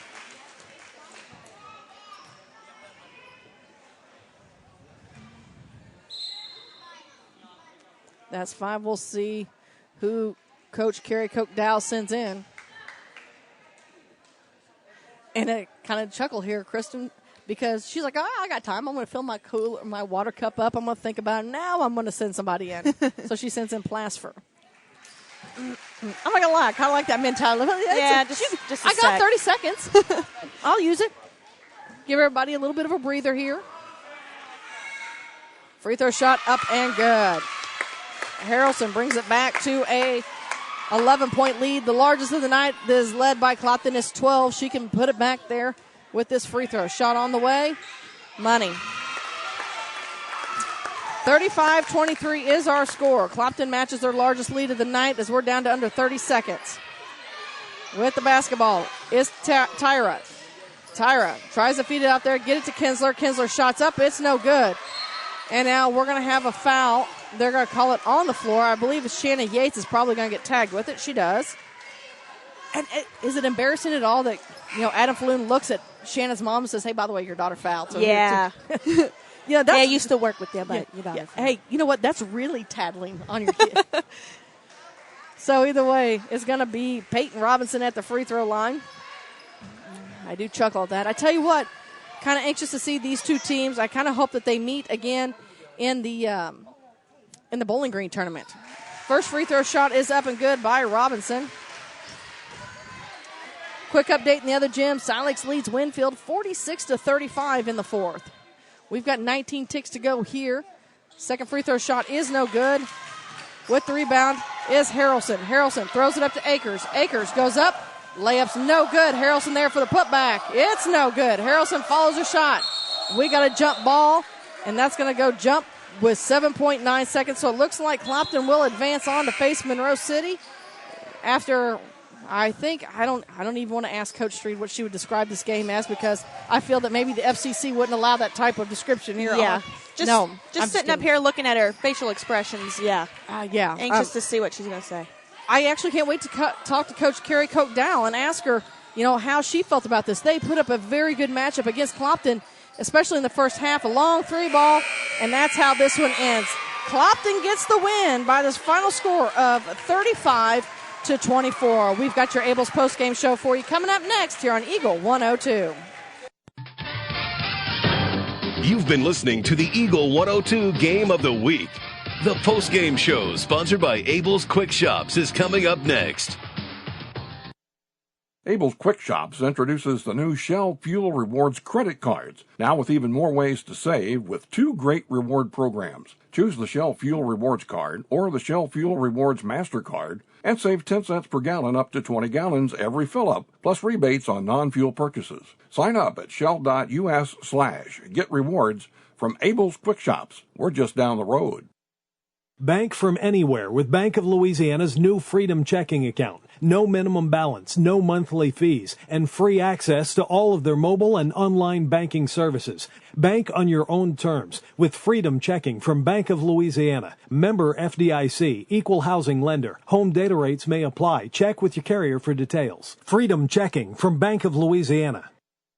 Hi, this is John. I'm one of the pharmacists you see at Bowling Green Pharmacy. We're right here with personal and prompt service, giving you the answers about your medications. You are always welcome to come in and just say hi. The right people, the right service, right downtown. Bowling Green Pharmacy on the square in Bowling Green. Area high school sports on Eagle 102 is brought to you by State Farm Insurance, Cindy Blaylock, Bowling Green Chevrolet, and Pike County Memorial Hospital. Time for the Eagle 102 postgame show, sponsored by Abel's Quick Shops. Well, it was almost a tale of two halves here in this final matchup of the night in the high school gym. Clopton, who trailed going into the half 12-11, came back and beat Elsberry by the score of 35-24. Looking down through the scoring, leading scoring tonight for Clopton was Kerrigan Lockard. She had 14 points on the night. Taylor Akers had 10. Megan Harrelson with 8, and Logan Hall with 3.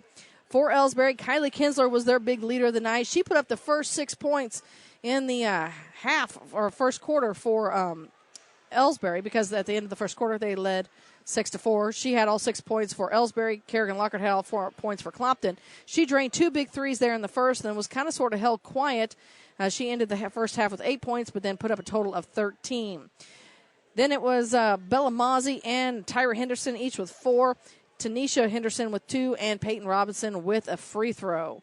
Turnovers for both teams, well, there are quite a few. I did try to keep count of them, but I kind of lost count along the way, so we won't even go there. But free throws end up being the biggest difference in this basketball game, especially in the first half, where Clopton was only 2 for 8.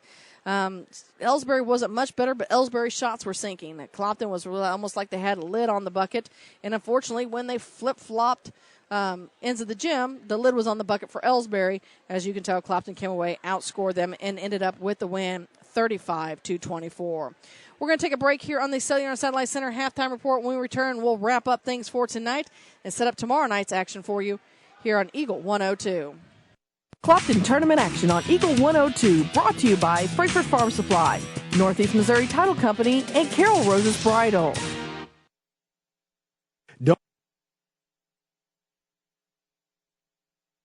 Don't let winter stop you.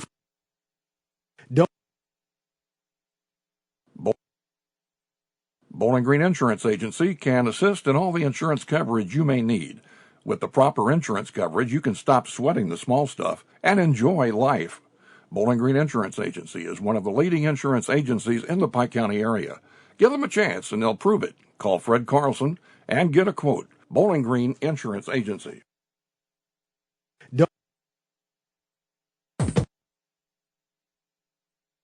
I give up. My technology is not playing nice here this evening. They're telling me it's time to go home, so I tell you what, let's recap scores from around the gym tonight. In the high school gym, it was Monroe City defeating Mark Twain 55-37.